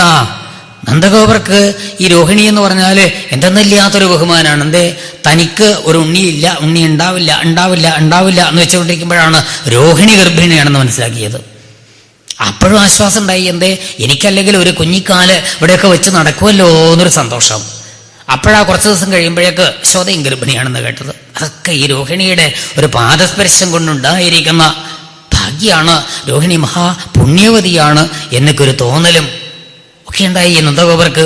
അതിന്റെ ശേഷം എന്ത് കാര്യത്തിലായാലും നന്ദഗോപാപി നന്ദിത, നന്ദഗോപര് ആ രോഹിണിയെ വേണ്ടതുപോലെ ബഹുമാനിക്കും. മാത്രമല്ല, ആ ഭഗവാൻ സച്ചിദാനന്ദ സ്വരൂപനായിരിക്കുന്ന ഭഗവാൻ നന്ദഗോകുലത്തിലേക്ക് അങ്ങനെ എഴുന്നള്ളി മുതൽ രമാക്രീഡമഭൂന്ദ്രപ, എത്രമാത്രമാണ് സമ്പത്ത് നന്ദഗോപർക്ക് അങ്ങനെ വർദ്ധിച്ച് വന്നത് കണക്കില്ല. ആ സമയത്താണ് നന്ദഗോപർക്ക് തോന്നിയത്, ഇത്രയും കാലമായിട്ട് നികുതി കൊടുത്തിട്ടില്ല കംസന്, താൻ എന്തിനാ നികുതി കൊടുക്കുന്നത്? നാളേക്ക് എന്ന് വെച്ചിട്ട് ഒരു ഉണ്ണിയില്ല ഇവിടെ, പിന്നെ എന്തിനാ ഇത് അനുഭവിക്കുന്നത്, എന്തിനാ ഇത് കെട്ടിവെക്കുന്നത്? വേണ്ട, ആ നികുതി കൊടുത്തില്ലെങ്കിൽ കൊണ്ടുപോകും കംസൻ, എത്രയേ ഉള്ളൂ, കൊണ്ടുപോയിക്കോട്ടെ എന്ന് വെച്ചുകൊണ്ടിരിക്കുമ്പോഴാണ് ഇപ്പൊ ഉണ്ണി ഉണ്ടായത്. ഇനിയിപ്പോൾ എന്തേ വേണ്ടത്? ഈ ഉണ്ണിക്ക് വേണ്ടിയിട്ട് താനിതാ ഇതൊക്കെ സംരക്ഷിക്കേണ്ടത് എനിക്ക് ആവശ്യമാണ്, അതുകൊണ്ട് നികുതി കൊടുക്കണമെന്നും വെച്ചിട്ട് ഗോപന്മാരെയൊക്കെ ഗോകുലരക്ഷയിൽ ഏൽപ്പിച്ചു കൊടുത്തു. വേണ്ടതുപോലെ നോക്കി രക്ഷിക്കണം നിങ്ങൾ, ഞാനിതാ പോയിട്ട് വരാം എന്ന് പറഞ്ഞിട്ടാണ് അദ്ദേഹം മധുരയിലേക്ക് ചെന്നത്. മധുരയിൽ ചെന്നിട്ട് ആ നികുതി കൊടുക്കുക ആ സമയത്തൊക്കെ ആണെങ്കിലോ ഈ വസുദേവർക്ക് എപ്പോഴും പരിഭ്രമം. അദ്ദേഹത്തിന് ഭഗവാൻ തന്നെ മകനായിട്ട് ജനിച്ചിട്ടും ഈ ഉത്കണ്ഠയും പരിഭ്രമവും തീരാറില്ല. ഭഗവാൻ മകനായിട്ട് ജനിച്ചു, എന്തുകൊണ്ടായില്ല എന്ന് കാണാം നമുക്ക്.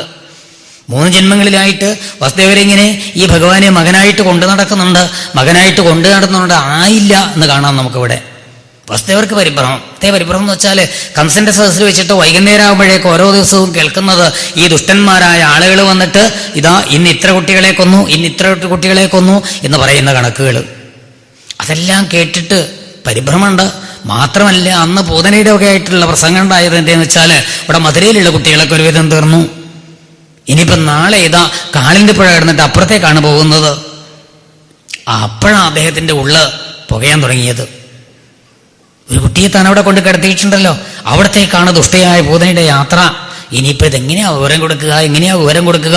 ആരെങ്കിലും ബാടിയിൽ നിന്ന് വരുന്നുണ്ടോ എന്ന് നോക്കിക്കൊണ്ടിരിക്കുമ്പോഴാണ് നന്ദഗോപര് വന്നു എന്ന് കേട്ടത്. വേഗം ചെന്നിട്ട് സംസാരിച്ച് അദ്ദേഹത്തോട് പറഞ്ഞു, അങ്ങ് ഇവിടെ കണ്ടതിപ്പോ എനിക്ക് വലിയ ബുദ്ധിമുട്ടായി മനസ്സിന്. എന്താ വസുദേവരെ? അതോ എനിക്കിപ്പോ ചില സാമുദ്രിക ശാസ്ത്രങ്ങൾ ഇതൊക്കെ ജയിലിൽ കിടക്കുമ്പോൾ മറ്റേതെങ്കിലും ഒരു പ്രവൃത്തി വേണ്ടേ, അതൊക്കെ ഇങ്ങനെ നോക്കിയിട്ട് ആളുകളെ വന്ന് നിൽക്കുമ്പോൾ, ആളുകൾ നടക്കുമ്പോൾ, സംസാരിക്കുമ്പോൾ, ഇതൊക്കെ ചില നിമിത്തങ്ങൾ നോക്കിയിട്ട് ഇതൊക്കെ ഇങ്ങനെ തോന്നുക മനസ്സിൽ. അമ്പാടി ചില ബുദ്ധിമുട്ടുകളൊക്കെ ഉണ്ടാവുന്നുണ്ട് എന്നെനിക്ക് തോന്നുന്നു, അതുകൊണ്ട് അങ്ങ് താമസിക്കരുത്, വേഗം പോകണം. ഇത് കേട്ടപ്പോഴേക്ക് അദ്ദേഹത്തിനും പരിഭ്രമമായി. താൻ കളവണ്ടിയിലൊക്കെ അല്ലേ എന്ന് സഞ്ചരിക്കുക, എങ്ങനെയാ അങ്ങോട്ട് എത്തുക? തനിക്ക് ചിറകുണ്ടെങ്കിൽ പറന്നെത്തായിരുന്നു എന്നും വെച്ചിട്ട് ആ ഭഗവാനെ തന്നെ മനസ്സുകൊണ്ട് അങ്ങനെ പ്രാർത്ഥിച്ചു. ഹരേ ഹരേ ഹരേ, ഒന്നും വരുത്തരുതേ എന്ന് ആ ഭഗവാനെ തന്നെ പ്രാർത്ഥിച്ചുകൊണ്ടാണ് അദ്ദേഹം അങ്ങോട്ട് ചെന്നത്. അതിനുശേഷം അവിടെയോ നന്ദഗോകുലത്തില് രാവിലെ മുതൽ വൈകുന്നേരം വരെ ഗോപന്മാരും ഗോപികമാരും ഒക്കെ സ്വന്തം ശരീരം അങ്ങനെ അലങ്കരിച്ച് ധാരാളം സമ്മാനത്തിന്റെ വസ്തുക്കളുമായിട്ട് ഭഗവാനെ വന്ന് കാണുക. രോഹിണി ദേവി ആ ഉണ്ണിയെ കുളിപ്പിച്ച് തെക്കിനയില് ഒരു പട്ടുവസ്ത്രം വിരിച്ച് അതിലിങ്ങനെ കിടത്തുക, ആ കുഞ്ഞു വയറിന്റെ മുകളിൽ കൂടി ഒരു പട്ടുവസ്ത്രം ഇടുക, ഒരു വിളക്ക് കത്തിച്ച് വെക്കുക മുതലായ കാര്യങ്ങളൊക്കെ ചെയ്തിട്ടുണ്ട്. ആളുകൾ വരി വരിയായിട്ട് ഇങ്ങനെ വന്ന് കുട്ടിയെ കാണുക പോവുക, കുട്ടിയെ കാണുക പോവുക, അനുഗ്രഹിക്കുക, ആ ഭഗവാനെ അനുഗ്രഹിച്ചിട്ട് അനുഗ്രഹം തിരിച്ചിങ്ങോട്ട് തന്നെ വാങ്ങുക. ഇങ്ങനെയൊക്കെ ആയിട്ട് വൈകുന്നേരം വരെ ഓരോരാളോടും എന്തെങ്കിലും സംസാരിക്കണ്ടേ? ഇല്ലെങ്കിൽ അവരൊക്കെ എന്തേ പറയുക? രോഹിണിക്ക് പിതാവ് ഒരു ആൺകുട്ടി ഉണ്ടായിരിച്ചിട്ട് വലിയ അഹങ്കാരം മണ്ടിയില്ല കണ്ടിട്ട് എന്നാ പറയാ. ഓരോരാളോടും സംസാരിച്ചിട്ട് ഇതാ ശബ്ദം വലിച്ചാൽ കിട്ടാണ്ടായിട്ടുണ്ട്. സന്ധ്യാസമയത്ത് ആ ദീപം വിളക്ക് കാണിക്കുന്ന സമയം, നമ്മുടെ സമ്പ്രദായത്തില് ദീപം പുറത്തേക്കൊണ്ട് ദീപം എന്ന് പറഞ്ഞിട്ട് കൊണ്ടൊരു സമ്പ്രദായം ഉണ്ടല്ലോ. ആ സമയത്താണ് ദാ പൂതന വേഷം മാറിയിട്ട് വന്നത്. ഒരു സുന്ദരിയായ ഗോപികയുടെ വേഷത്തിൽ വന്നിട്ട് ചോദിച്ചു, രോഹിണി എവിടെയാ കുട്ടിയെ കിടത്തിയിരിക്കുന്നത്? ഒന്ന് കണ്ടാൽ കൊള്ളാം, രാവിലെ മുതൽ ഇത്രയും വരെ വരണം എന്ന് വെച്ചു എന്നല്ല, നമുക്ക് സ്ത്രീകളല്ലേ, അങ്ങനെ പെട്ടെന്ന് എവിടെയെങ്കിലും വരാൻ പറ്റുമോ എന്നൊക്കെ ചോദിച്ചു വളരെ പരിചയത്തില്. എന്നാൽ നന്നായിട്ടിങ്ങ് തോന്നുന്നില്ല എവിടെയാണ്, നാളെ കണ്ട അത്ര എളുപ്പം മനസ്സിലായില്ല. പക്ഷെ ഇത്ര ഇങ്ങനെ തുറന്ന് സംസാരിക്കുന്ന, അടുത്ത് സംസാരിക്കുന്ന ഒരാളോട് നീ എവിടെയാ, നീ എങ്ങനെയാ ചോദിക്കുക? വേണ്ട, മനസ്സിലാവും എന്ന് വെച്ച് രോഹിണി ഇതാ തൊട്ടിൽ കിടത്തിയിരിക്കുന്നു. ആ തൊട്ടിലിന്റെ സമീപത്തേക്കാണ് അതിദുഷ്ടയായിരിക്കുന്ന പൂതന പോയത്. മെല്ലെ നടന്നു ചെന്നു. ഭഗവാൻ കൊച്ചുകുട്ടിയുടെ വേഷത്തിലാണെങ്കിലും നമുക്കറിയാം സർവാന്തര്യാമിയായിരിക്കുന്ന ഭഗവാൻ നടക്കുന്ന കാര്യങ്ങളൊക്കെ മനസ്സിലാക്കുന്നുണ്ട്. ആ ഭഗവാൻ വിബുദ്ധ്യതാം ബാലകമാരികാഗ്രഹം ചരാചരാത്മാസ നിമീലിതേക്ഷണ. ഭഗവാൻ കണ്ണടച്ചങ്ങ് കിടന്നു. ദുഷ്ടയായ പൂതനയുടെ വരവുണ്ട്, എന്റെ സമീപത്തേക്ക് വരുന്നുണ്ട്. ഇപ്പോ അതിനെ കൊല്ലേണ്ടതായിട്ടും വരും. കണ്ണടച്ചങ്ങനെ കിടന്നു ഭഗവാൻ. എന്തിനീ കണ്ണടച്ചത്? കണ്ണടച്ച് കിടന്നിട്ട് ഭഗവാൻ ഇങ്ങനെ ഓർത്തു അത്രേ പല കാര്യങ്ങളും.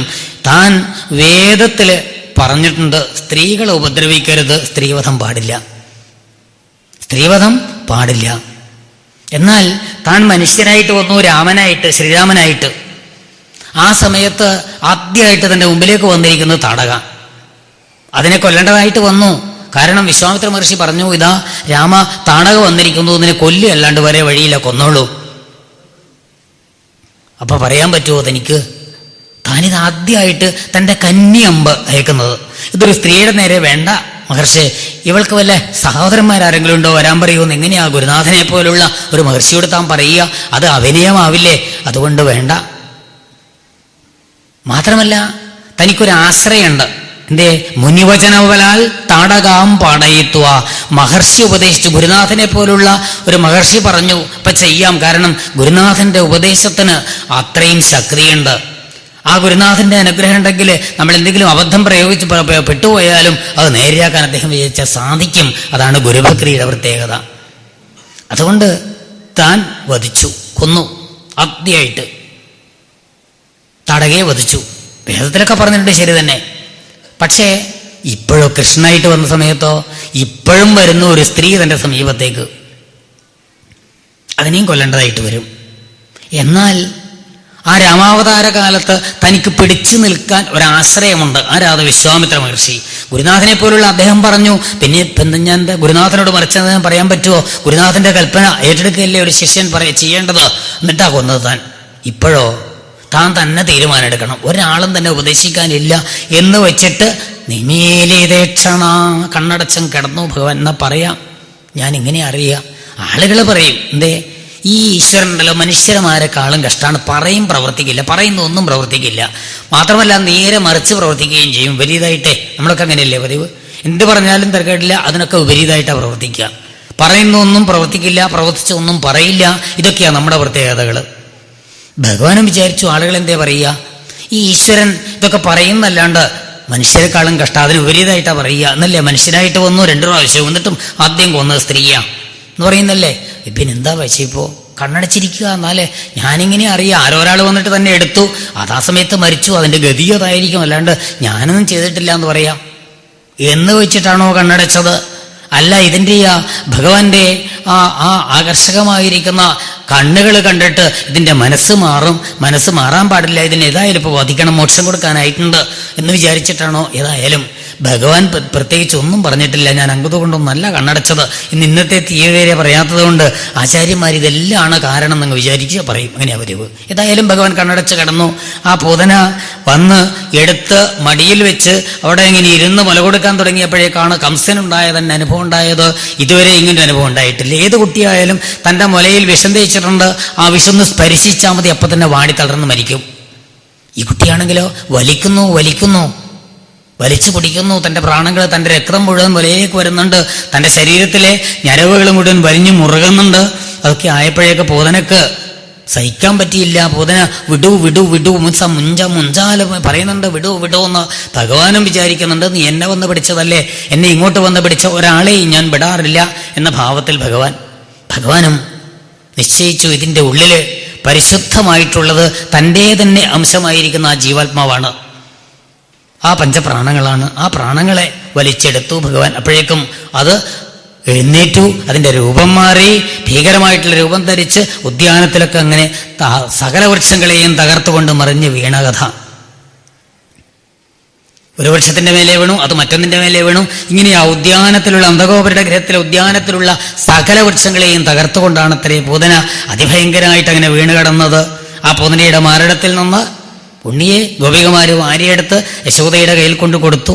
എന്നിട്ട് പറഞ്ഞു, യശോദയെ മുല കൊടുത്ത് നോക്കൂ. എന്നാൽ കുട്ടിക്ക് മുല വലിച്ചു കുടിക്കുന്നുണ്ടെങ്കിൽ കുട്ടികൾക്ക് കുഴപ്പങ്ങളൊന്നുമില്ല എന്നല്ലേ വിചാരിക്കേണ്ടത്. ഭഗവാനോ മനോഹരമായിട്ട് ആ ഭാവം ഉണ്ടല്ലോ, ബാലനായിട്ടുള്ള ആ ഭാവം മുല വലിച്ചു കുടിച്ചു, സമാധാനായി. അപ്പോഴേക്ക് വരുന്നു നന്ദഗോപര്. തൻ്റെ ഗൃഹത്തിൻ്റെ ആ ഗേറ്റ് കോണിന്നോ എന്താ പറയേണ്ട പ്രവേശനദ്വാരം ഉണ്ടല്ലോ, അവിടെ എത്തുമ്പോഴേക്ക് ആളുകൾ ധാരാളം കൂടിയിട്ടുണ്ട്. സ്വകാര്യം പറയുന്നുണ്ട്, വൃക്ഷങ്ങളൊക്കെ തകർന്നു വീണിട്ടുണ്ട്. എന്തേ സംഭവിച്ചത്? വസുദേവന്റെ ആ വാക്കുണ്ടല്ലോ, അത് മനസ്സിലങ്ങനെ തങ്ങിക്കിടക്കുന്നുണ്ട്. പരിഭ്രമിച്ച് ഓടി വന്നിട്ട് ചോദിച്ചു, എവിടെ ഉണ്ണി എവിടെയും ചോദിച്ചപ്പോഴേക്ക് യശോദയുടെ കയ്യിൽ. കുറച്ച് സമാധാനമായി അദ്ദേഹത്തിന്.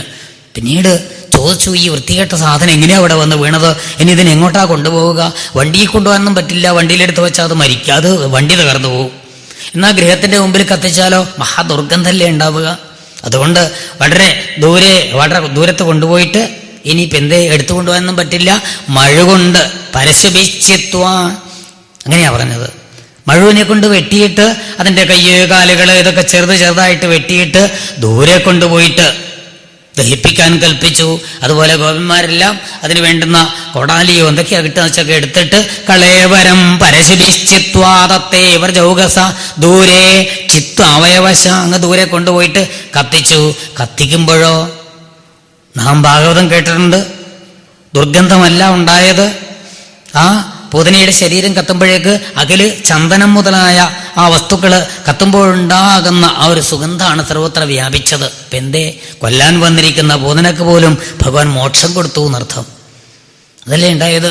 ഇല്ലെങ്കിൽ ആ ശരീരം ദഹിക്കുമ്പോൾ വൃത്തികെട്ട ഗന്ധല്ലേ ഉണ്ടാവേണ്ടത്, മൂക്ക് പിടിക്കേണ്ട ഗതികേടല്ലേ വരിക. പക്ഷെ ഉണ്ടായില്ല. അത് സച്ചിദാനന്ദ സ്വരൂപനായിരിക്കുന്ന ഭഗവാനെ സ്പർശിച്ചപ്പോഴേക്കും ആ ഭഗവാന്റെ സച്ചിദാനന്ദ സുഗന്ധം ആ പൂതനയുടെ ശരീരത്തിലേക്ക് ഇങ്ങനെ വ്യാപിച്ച് അതിനകത്തുള്ള സകല വൃത്തികെട്ട വസ്തുക്കളും പരിശുദ്ധമായിട്ട് തീർന്നിരിക്കുന്നു.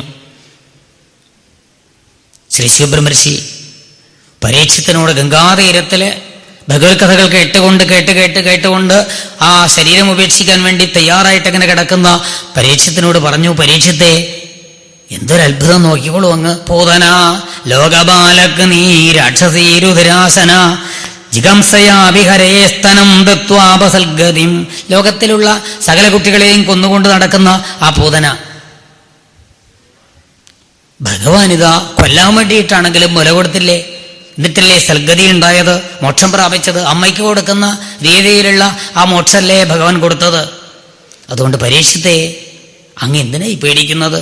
കിംപുനഃശ്രദ്ധയാ ഭക്തിയാ കൃഷ്ണായ പരമാത്മനെ യച്ഛൻ പ്രിയതമം കിന്നു രക്താസ്തന്മാതരോയതാ. ശ്രദ്ധയോടുകൂടി ഭക്തിയോടുകൂടിയിട്ട് ആ ഭഗവാന്റെ മുമ്പിലേക്ക് എന്തെങ്കിലും ഒന്ന് അർപ്പിച്ചാൽ അങ്ങനെയുള്ള ആളുകൾക്ക് ഭഗവാൻ എന്താ കൊടുക്കാത്തത്? അങ്ങേക്ക് പരിഭ്രമം ഉണ്ടാവും. 7ാമത്തെ ദിവസം തക്ഷകൻ കടിക്കും. ഞാനിതാ ഒരു മഹർഷിയെ അവമാനിച്ചു, അദ്ദേഹത്തിന്റെ കഴുത്തിൽ ചത്ത പാമ്പിനെ തോണ്ടിയിട്ടു, എന്നിട്ട് ശാപവും വാങ്ങിക്കൂട്ടിയിട്ടല്ലേ താൻ ഇവിടെ വന്നത്, താനേത് നരകത്തിലേക്കാണ് പോവുക എന്നൊന്നും അങ്ങ് ഭയപ്പെടണ്ട. കാരണം അങ്ങിതാ ആ ഭഗവാന്റെ പാദത്തിലേക്ക് ആത്മാർത്ഥമായിട്ട് ഒന്ന് അർപ്പിച്ചിട്ടുണ്ട്. എന്തേത്? അങ്ങയുടെ മനസ്സാകുന്ന പുഷ്പം. അങ്ങയുടെ മനസ്സാകുന്ന പുഷ്പം ആ ആ ഭഗവത്പാദത്തിലേക്ക് അർപ്പിച്ചതുകൊണ്ട് അങ്ങേക്കൊന്നും പേടിക്കണ്ട. കൊല്ലാൻ വന്നിരിക്കുന്ന പൂതനക്ക് പോലും അമ്മയ്ക്ക് കൊടുക്കുന്ന രീതിയിലുള്ള മോക്ഷല്ലേ ഭഗവാൻ കൊടുത്തത്. അതുകൊണ്ട് ഒട്ടും പരിഭ്രമിക്കണ്ട. ഭഗവാൻ അങ്ങനെ സമർപ്പിക്കുമ്പോൾ ആ ഭാവവും കൂടി ഭഗവാൻ നോക്കുന്ന പറഞ്ഞത്. പരീക്ഷത്ത് ചെയ്തത് സർവ്വസമർപ്പണം ചെയ്തിട്ട് അവിടെ കിടക്കുന്നത്. തനിക്ക് ഭഗവാന്റെ കഥകൾ കേൾക്കണം. അത് കേട്ടുകൊണ്ടിരിക്കുമ്പോൾ തൻ്റെ ശരീരത്തിലെ പ്രാണങ്ങൾ പോയിക്കോട്ടെ, അത് മതി തനിക്ക് എന്ന് വിചാരിച്ചിട്ട് അവിടെ കിടക്കുന്നത്. അപ്പൊ ഭഗവാന് എന്ത് സമർപ്പിച്ചു എന്നല്ല നോക്കുക, എങ്ങനെ സമർപ്പിച്ചു എന്നാണ്. ഭഗവാന് എന്തു കൊടുത്തു പറയുന്നുണ്ട് ഭഗവാൻ. ഭക്തേനമ്മ വാര്യബി, ഭക്തിയോട് കൂടിയിട്ട് തരുമ്പോൾ എനിക്കൊരു തുള്ളി വെള്ളം തന്നാലും മതി, അല്ലെങ്കിലോ ഈ 3 ലോകങ്ങൾ തന്നിട്ടും യാതൊരു പ്രയോജനവുമില്ല. കൊടുക്കുമ്പോഴുണ്ടാകുന്ന ആ ഒരു ഭാവവും കൂടി ഭഗവാൻ നോക്കും. നമ്മളൊക്കെ എങ്ങനെയാ സമർപ്പിക്കുക?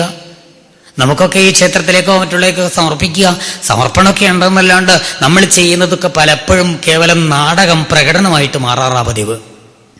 ആളുകളെ കാണിക്കണം, അവിടെ ഇവിടെയൊക്കെ പേരെഴുതി വെക്കുക, ഇരുന്നാളുടെ വക, ഇങ്ങനെയൊക്കെയുള്ള ചില രജോഗുണ ഭക്തിയൊക്കെ ഉണ്ടതൊക്കെ ഭഗവത്തിൽ എടുത്തെടുത്ത് കാണിച്ചിട്ടുണ്ട്. പക്ഷെ അങ്ങനെയല്ല വേണ്ടത്. സമർപ്പിക്കുന്നത് ആ ഭാവം ഭാവഗ്രാഹി ജനാർദ്ദന എന്ന് പറഞ്ഞതുകൊണ്ട് നമ്മുടെ ഉള്ളിൽ എത്രമാത്രം ഭക്തിയുണ്ടോ ആ ഭക്തിയും വിശ്വാസവും അനുസരിച്ചിട്ടാണ് ഭഗവാൻ സ്വീകരിക്കുക. ഒരു ക്ഷേത്രത്തിൽ ഭഗവാന് പട്ട് സമർപ്പിക്കാം എന്ന് പ്രാർത്ഥിച്ചിട്ടുണ്ട്.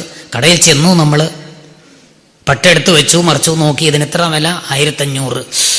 പ്രാണം പോയി. അപ്പൊ തന്നെ ഇപ്പൊ പറയാം അമ്പലത്തിലേക്ക് കൊടുക്കാനാ, ഭാവവും ശബ്ദമൊക്കെ മാറുന്നൊക്കെ അമ്പലത്തിലേക്ക് കൊടുക്കാനാ, ഇതൊന്നും വേണ്ട, ഇതെടുത്തോളൂ, ഇതിന് 20 രൂപ. പക്ഷെ അത് കൊടുത്തിട്ട് എന്തേ പ്രയോജനം? ഒരു പ്രയോജനവും ഇല്ല. കാരണം നമ്മുടെ ഭാവം മാറി. ആ സമയത്ത് എന്തേ തോന്നേണ്ടത്? ഈശ്വര 1500 രൂപയുടെ പട്ട് കൊടുത്താൽ കൊള്ളാമെന്നൊക്കെ ആഗ്രഹമുണ്ട്, പക്ഷേ എനിക്കിപ്പോൾ അതിൻ്റെ കഴിവില്ല. കഴിവുള്ള സമയത്ത് ഞാൻ സമർപ്പിച്ചോളാം, ഇപ്പോഴിതാ ഇതുകൊണ്ട് തൃപ്തിപ്പെടണേ എന്നുള്ള ആത്മാർത്ഥമായിരിക്കുന്ന ഭാവത്തോടു കൂടിയാണ് സമർപ്പിക്കുന്നുണ്ടെങ്കിലോ ആ സമർപ്പണം ശരിയായിട്ടുള്ള സമർപ്പണവും ഭഗവാൻ സ്വീകരിക്കും. ശ്രദ്ധയാ ഭക്തിയാ കൃഷ്ണായ പരമാത്മനെ, ശ്രദ്ധയോടും ഭക്തിയോടും കൂടിയിട്ടുള്ള സമർപ്പണത്തിന് കൂടുതൽ തൻ്റെ ശത്രുവിനെ പോലും മോക്ഷം കൊടുത്തിരിക്കുന്ന സ്ഥിതിക്ക് ശ്രദ്ധയോടും ഭക്തിയോടും കൂടിയും സമർപ്പിച്ചാൽ പിന്നെ എന്തേ സംശയിക്കാനുള്ളത്? ആ ഒരു സമർപ്പണത്തിൻ്റെ ഒരു പ്രത്യേകത പൂതനാമോക്ഷത്തിലൂടെ നമുക്ക് കാണിച്ചു തന്നു. അതുമാത്രമല്ല, ഒരുപക്ഷെ ഈ മനുഷ്യരായിട്ട് ജനിച്ചിട്ട് നമ്മുടെ ഈ ത്രിവിധ കരണങ്ങളെ കൊണ്ട്, കായേന വാച മനസ്സ, ഈ 3 കരണങ്ങളെ കൊണ്ട് അറിഞ്ഞോ അറിയാതെയോ ഒരുപാട് പാപങ്ങൾ ചെയ്തു പോകും. നമ്മൾ ചെയ്തിട്ടോ അവസാനം ആ പാപത്തിനൊന്നും ഒരു പരിഹാരം ചെയ്യാൻ നമ്മളെ കൊണ്ടാവില്ല. മരിച്ചാൽ ഇല്ലേ നരകത്തിലേക്കല്ലേ പോവുക. പക്ഷേ ഇതാ പൂതനാമോക്ഷത്തിലൂടെ കാണിക്കുന്നു, ഏതെല്ലാം ഊരാക്കുടുക്കിൽ ചെന്ന് പെട്ടാലും ഭഗവാനെ ആശ്രയിച്ചാൽ മതി. ആ ആശ്രയത്തോടു കൂടിയിട്ട് അതിൽ നിന്നെല്ലാം രക്ഷിക്കും. ആ സകല കുടുക്കുകളിൽ നിന്നും മോചിപ്പിച്ച് മോക്ഷത്തിന്റെ പദവിയിലേക്ക്, അല്ലെങ്കിൽ തൻ്റെ ആ തൃപ്പാദത്തിലേക്ക് വലിച്ച് ലയിപ്പിക്കാനുള്ള ഒരു അനുകൂലമായ ഭാവം, അല്ലെങ്കിൽ ഒരു കാരുണ്യം ഭഗവാനുണ്ട്. ഭഗവത്ഗീതയിലൊക്കെ എടുത്തു പറഞ്ഞിട്ട് അഹം ത്വാം സർവപാപേഭ്യോ മോക്ഷയിഷ്യാമി മാ ശുചഃ, ഒരിക്കലും ദുഃഖിക്കരുത്, ഞാനിതാ സകല പാപങ്ങളിൽ നിന്നും നിങ്ങളെ മോചിപ്പിക്കും. പാപം ചെയ്തു പോകും നമ്മളൊക്കെ, കാരണം സാധാരണ മനുഷ്യരാണ്. നമുക്കിതാ ഈ ഇന്ദ്രിയങ്ങളെ നിയന്ത്രിക്കാൻ സാധിച്ചിട്ടില്ല. അതുകൊണ്ട് കയേന വാച മനസ്സാ പല ഘട്ടങ്ങളിലും പാപങ്ങൾ ചെയ്തു പോകും. നാം പാപമാണെന്ന് അറിഞ്ഞുകൊണ്ട് തന്നെ ചിലപ്പോൾ ചെയ്തു പോകും. ആ പാപത്തിന് നമുക്ക് മോചനം കിട്ടണമെങ്കിൽ ഭഗവാനെ ആശ്രയിക്കണം. ആ ആശ്രയത്തോടു കൂടിയിട്ട് ഭഗവാൻ നമ്മുടെ സകല കൽമഷങ്ങളെയും ഇല്ലാതാക്കിയിട്ട് ഭഗവാനിലേക്ക് തന്നെ നമ്മളെ സ്വീകരിക്കും എന്നും കാണിച്ചു തന്നു. കംസന്റെ ഭൃത്യന്മാരായിരിക്കുന്ന ആളുകൾ പലതരത്തിലും രൂപത്തിലും ഇവിടെയൊക്കെ ഓടി നടക്കുന്നതായിട്ട് നമുക്കറിയാം. ആ കൂട്ടത്തിലാണ് പിന്നീട് ശകടാസുരന്റെ ഒരു വരവ്. ആ ശകടാസുരന് വണ്ടിയിൽ ആവേശിച്ചിട്ട് കൊല്ലാൻ ഭാവിച്ചപ്പോഴേക്കും ആ കൊച്ചു ഉണ്ണി ആ ബാലരൂപത്തിൽ ഇങ്ങനെ കിടക്കുന്ന ഭഗവാന് എളുപ്പത്തിൽ മനസ്സിലായി, ഇതാ ശകടാസുരൻ വന്നിട്ടുണ്ട്. ശകടത്തിലാവേശിച്ചു നികടത്തിലണഞ്ഞൊരു ശകടാസുരനെ കാലാൽ തകർത്തു കൃഷ്ണൻ. ആ കൊച്ചു കാലുകള് ഒന്നങ്ങനെ നീട്ടിയപ്പോഴേക്കോ അത് ചെന്ന് തട്ടിയിട്ട് ആ വണ്ടിയൊക്കെ പൊട്ടി തകർന്ന് തരിപ്പണമായിട്ട് അങ്ങനെ വീണു. ശകടാസുരൻ ഇങ്ങനെ ആവേശിച്ചത് ഉണ്ണിയായി കിടക്കുന്ന ആ ഭഗവാൻ നന്നായിട്ട് മനസ്സിലാക്കിയിട്ട് അങ്ങനെ ചെയ്തത്. ശബ്ദം കേട്ടിട്ട് ഓടി വന്നപ്പോഴേക്കാണ് ചുറ്റുപാടും കാണാൻ ആ കൊച്ചുകുട്ടിയെ ഉറക്കി കിടത്തിയിരിക്കുന്ന സ്ഥലത്ത് ആ ഉണ്ണിയെ കാണാൻ വേണ്ടിയിട്ട് ഗോപാലബാലന്മാരൊക്കെ വന്നവര് ഭയപ്പെട്ട് ഓടി. യശോദാദേവിയരൊക്കെ ശകാരിച്ചു, കുട്ടികളെ ഇങ്ങനെയൊക്കെ ആയാൽ ഇതിപ്പോ കുട്ടിയുടെ മേലാ വേണ്ടിരുന്നെങ്കിലോ. അപ്പൊ കുട്ടികൾ എന്തേ പറഞ്ഞത്? ഋതുതാനേന പാതേന ക്ഷിപ്തമേതെന്ന സംശയ. ഈ കുട്ടി കരഞ്ഞുകൊണ്ടൊന്ന് കാല് കുലുക്കി, ആ കാല് തട്ടിയിട്ടാ ഈ വണ്ടി പൊട്ടിയത്. ആർക്കാ മനസ്സിലാക്കാൻ സാധിക്കുക? ആർക്കാ അത് വിശ്വസിക്കാൻ സാധിക്കുക? ഈ കൊച്ചുകുട്ടിയുടെ പിഞ്ച് കാലുകൾ തട്ടിയിട്ട് ഒരു വണ്ടി പൊളിഞ്ഞു എന്ന് പറഞ്ഞത് അവർക്ക് ആർക്കും ബോധ്യമായില്ല. പക്ഷെ നന്ദഗോപർ പറഞ്ഞു, യശോദയെ എന്തിനാ കുട്ടികളെ ശകാരിക്കണ്ട, കാരണം കുട്ടിക്കൊന്നും പറ്റിയിട്ടില്ലല്ലോ, അതുകൊണ്ട് ശകാരിക്കണ്ട എന്ന് പറഞ്ഞിട്ട് സമാധാനിപ്പിച്ചു. കുട്ടിയെയും ഭാര്യയെടുത്തു യശോദാദേവി. എന്നിട്ടാണ് തന്റെ ഉമ്മറത്ത് കാലം നീട്ടിയിരുന്നത്, ആ ഉണ്ണിയെയും മടി കിടത്തിയിട്ട്. ഈശ്വര, ഈ കുട്ടിയെ താൻ എങ്ങനെയാ രക്ഷിക്കുക? ജനിച്ചത് മുതൽ ഇങ്ങോട്ട് പലതരത്തിലുള്ള ദുർഘടങ്ങളാ വന്നുകൊണ്ടിരിക്കുന്നതേ. എങ്ങനെയാ ഈ കുട്ടിയെ രക്ഷിക്കുക, എങ്ങനെയാ ഈ കുട്ടിയെ രക്ഷിക്കുക എന്നും വെച്ച് പരിഭ്രമിച്ചുകൊണ്ട് അങ്ങനെ ഇരുന്നു. അപ്പോൾ ഭഗവാന്, മടിയിൽ കിടക്കുന്ന ഭഗവാന് തോന്നി അമ്മ വല്ലാണ്ട് പരിഭ്രമിച്ചിട്ടുണ്ട്. അത് മാത്രല്ല, ഈ ശകടാസുരനേക്കാളും അതിഭീകരനായിട്ട് മറ്റൊരാളുടെ വരവാത്. ആരാത്? അതിഗംഭീരനായിട്ടുള്ള വരവ് ഈ തൃണാവർത്തൻ ചുഴലിക്കാറ്റിന്റെ രൂപത്തിലാ വരിക. അമ്മ പേടിക്കും. അമ്മ ഇവിടെ നിന്ന് മാറ്റണം. അമ്മയെ മാറ്റാൻ വേണ്ടിയിട്ട് അമ്മയോട് പറഞ്ഞാലോ, അമ്മ ഏതാ തൃണാവർത്തം വരുന്നുണ്ട്, അമ്മ പേടിക്കും, മാറണം. ഇല്ലെങ്കിൽ തന്നെ അമ്മ പേടിച്ചിട്ടാണുള്ളത്. ഇപ്പോ താൻ സംസാരിക്കാനൊന്നും ആയിട്ടില്ല. ആ കൊച്ചുകുട്ടിയുടെ ഭാവത്ത് കിടക്കുമ്പോഴേ താനങ്ങ് സംസാരിച്ചാൽ അമ്മ കൂടുതൽ പരിഭ്രമിക്കും. അത് വേണ്ട, ഒരു മാർഗം ഉണ്ടാകുന്ന ഭഗവാൻ അങ്ങനെ തോന്നിയിട്ട് ഭഗവാൻ തന്റെ ഘനം വർദ്ധിപ്പിച്ചു എന്നാ. ഭഗവാൻ എങ്ങനെയുണ്ടല്ലോ, ശരീരം ചെറുതാക്കാം, വലുതാക്കാം. അതുപോലെ പിന്നെ ശരീരത്തിന്റെ ഘനം വർദ്ധിപ്പിക്കാൻ വേണമെങ്കിൽ കുറക്കാം. ഭഗവാൻ ഇതാ ആ സിദ്ധികൾ ഉപയോഗിച്ചിട്ട് തന്റെ ശരീരത്തിന്റെ ഘനം അങ്ങനെ വർദ്ധിപ്പിച്ചു. യശോദയ്ക്ക് കാല് വേദനിക്കുന്നു, കുട്ടിയെ എടുത്തിട്ട് ഇരിക്കാൻ പറ്റുന്നില്ല. അപ്പോഴാ യശോദ പെറുപിറുക്കുന്നുണ്ട്. എന്റെ രാവിലെ ഓരോരുത്തർ ഇങ്ങ് കയറി വരും. എന്നിട്ട് ചോദിക്കും, യശോദയെ ഈ കുട്ടിക്ക് ഇപ്പൊ എത്രയായി ദിവസം? ഇത്രയായിട്ട്? ഇത്രയായിട്ടുള്ളൂ. ഇപ്പൊ തന്നെ കണ്ട ഒരു 6 മാസത്തിന്റെ പ്രായം ഉണ്ടല്ലോ. ഇങ്ങനെ ഓരോരുത്തി വന്നിട്ട് ഇങ്ങനെ ഓരോ അഭിപ്രായം പറഞ്ഞിട്ടങ്ങ് പോവും. അവർക്ക് പറഞ്ഞിട്ടങ്ങ് പോവേ വേണ്ടു, അനുഭവിക്കേണ്ടതാരാ? താനല്ലേ.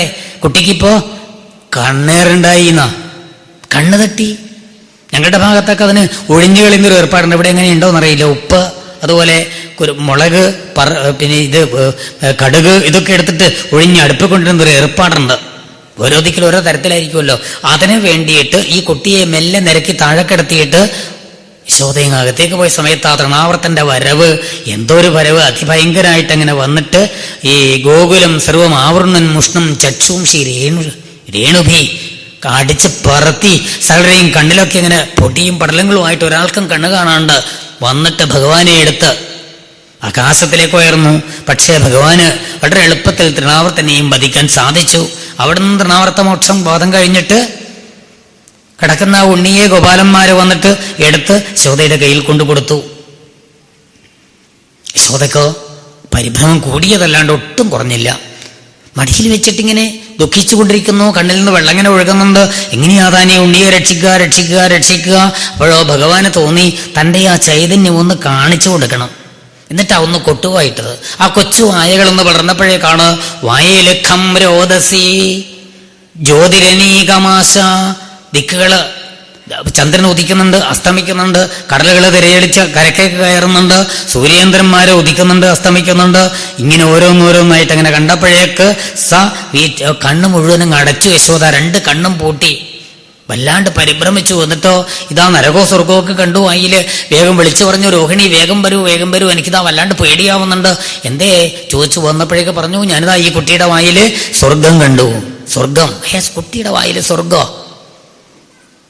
അപ്പോഴാണ് രോഹിണി ആ കുട്ടിയുടെ വായ മെല്ലെ ഒന്ന് അകത്തി നോക്കിയത്രേ. നോക്കിയപ്പോഴേക്ക് കൊച്ചു പല്ലുകൾ അങ്ങനെ മുളച്ചു വരുന്നുണ്ടോ സംശയം. അപ്പോൾ പറഞ്ഞു രോഹിണി, ഇങ്ങനെയുള്ള സമയത്തെ അമ്മമാരെ മുല കൊടുക്കുമ്പോൾ ചിലപ്പോൾ സ്വർഗവും നരകവും ഒക്കെ ഒരുമിച്ച് കാണും. ഇതേന്ന് കടിക്കുമ്പോഴാ ആ ബുദ്ധിമുട്ട് കൂടുതലായിട്ടുണ്ടാവുക. യശോദ പറഞ്ഞു, ഞാൻ പാല് കൊടുത്തിട്ടില്ല, കടിച്ചിട്ടുമില്ല, എങ്കിലും ഞാൻ കണ്ടു. ഭഗവാൻ കാണിച്ചു തന്നു. ഇത് മുഴുവൻ എൻ്റെ ഉള്ളിലുണ്ട്. ഈ 14 ലോകങ്ങളും തൻ്റെ ഉള്ളിലുണ്ട്. താൻ തന്നെയാണ് ഇതെല്ലാം. ഇതെല്ലാം എന്നിലുണ്ട്, ഞാൻ അതിലും ഉണ്ട് എന്ന് ഭഗവാൻ കാണിച്ചു തന്നു. എങ്കിലും യശോദാദേവിക്ക് എൻ്റെ ഉണ്ണി എന്ന് വിചാരിച്ചുകൊണ്ടിരിക്കുന്ന യശോദാദേവിക്ക് അത് മനസ്സിലായില്ല. നമ്മളെപ്പോലെ ഭഗവാന്റെ ശക്തി, ആ ഈശ്വരീയമായിരിക്കുന്ന ശക്തി നമ്മുടെ ചുറ്റുപാടുമുള്ള പലതിൽ കൂടെയും നമുക്ക് കാണിച്ചു തരുന്നുണ്ടെങ്കിലും പ്രാകൃതന്മാരായ നമുക്ക് നമ്മുടെ പ്രാകൃത ബുദ്ധി കൊണ്ട് അതിനെയൊന്നും മനസ്സിലാക്കാൻ സാധിക്കുന്നില്ല. അതിനുശേഷമാണ് വസുദേവ പ്രചോദിതനായിട്ട് ഗർഗമഹർഷിയുടെ ഒരു വരവ്. ഗർഗമഹർഷി ഇതാ 2 ഉണ്ണികൾക്കും പേര് വിളിച്ചു. സഹസ്രനാമങ്ങളാണത്രേ ആ ഭഗവാനെ മടിയിൽ ഇങ്ങനെ വെച്ചപ്പോഴേക്ക് അദ്ദേഹത്തിന് തോന്നിയത്. അതിൽ പ്രധാനപ്പെട്ടിരിക്കുന്ന കൃഷ്ണൻ, കർഷണം ചെയ്യുന്നവൻ, മറ്റുള്ളവരെ ആകർഷിക്കുന്നവെന്നൊക്കെയുള്ള കൃഷ്ണനെന്നും രാമെന്നൊക്കെയുള്ള പേരുകൾ വിളിച്ച് അദ്ദേഹം ആനന്ദം കൊണ്ട് മതി പറഞ്ഞിട്ടാണ് പോയത്. സാക്ഷാൽ പരബ്രഹ്മത്തെ ഒന്ന് എടുക്കാൻ സാധിച്ചുവല്ലോ തനിക്ക്, ആ ഭഗവാന് നാമകരണം ചെയ്യാനുള്ള ഭാഗ്യം കിട്ടിയല്ലോ തനിക്ക് എന്നും വെച്ചിട്ട് ഭഗവാനും നിശ്ചയിച്ചു. ഇനി ഇതാ ഈ ഗോകുലത്തിൽ മുഴുവൻ തൻ്റെ ലീലകളെ കൊണ്ട് ആളുകളെ എങ്ങനെ ആനന്ദിപ്പിക്കണമെന്ന് വെച്ചിട്ടാണ്. ഒരാൾ നല്ല നീല നിറത്തില്, മറ്റൊരാളാണെങ്കിലോ വെളുവെളുത്തിട്ട്. അതങ്ങനെ യോജിച്ചപ്പോൾ എന്തേ തോന്നിയത്? മണിപ്രവാളത്തിലൊക്കെ നമുക്ക് കാണാം. നീലാളി വർണ്ണൻ ഭഗവാൻ മുകുന്ദൻ താലങ്കൻ അച്ചസ്ഫടിക പ്രകാശൻ കാളിന്തിയും ഗംഗയുമേകഭാഗേ മേളിച്ച കാന്തിപ്രസരം കലർന്നു. കാളിന്തി നദിയും ആ ഗംഗാനദിയും കൂടിയിട്ട് അങ്ങനെ ഒഴുകുന്ന ആ ഗംഗാ സംഗമത്തിൽ പോയാൽ കുറേ ദൂരം വെളുത്തിട്ടും കുറേ ദൂരം ആ കറുത്ത നിറത്തിലും ഒഴുകുന്നതായിട്ട് കാണാം. അതിനുശേഷം നമുക്കിങ്ങനെ യോജിക്കുക. അങ്ങനെയുള്ള ഒരു കാഴ്ചപ്പാട്, ഒരു ആനന്ദമുണ്ടാക്കുന്ന ഇതാണ് ആ ഭഗവാന്റെ ലീലകളിലൂടെ ഉണ്ടായത്.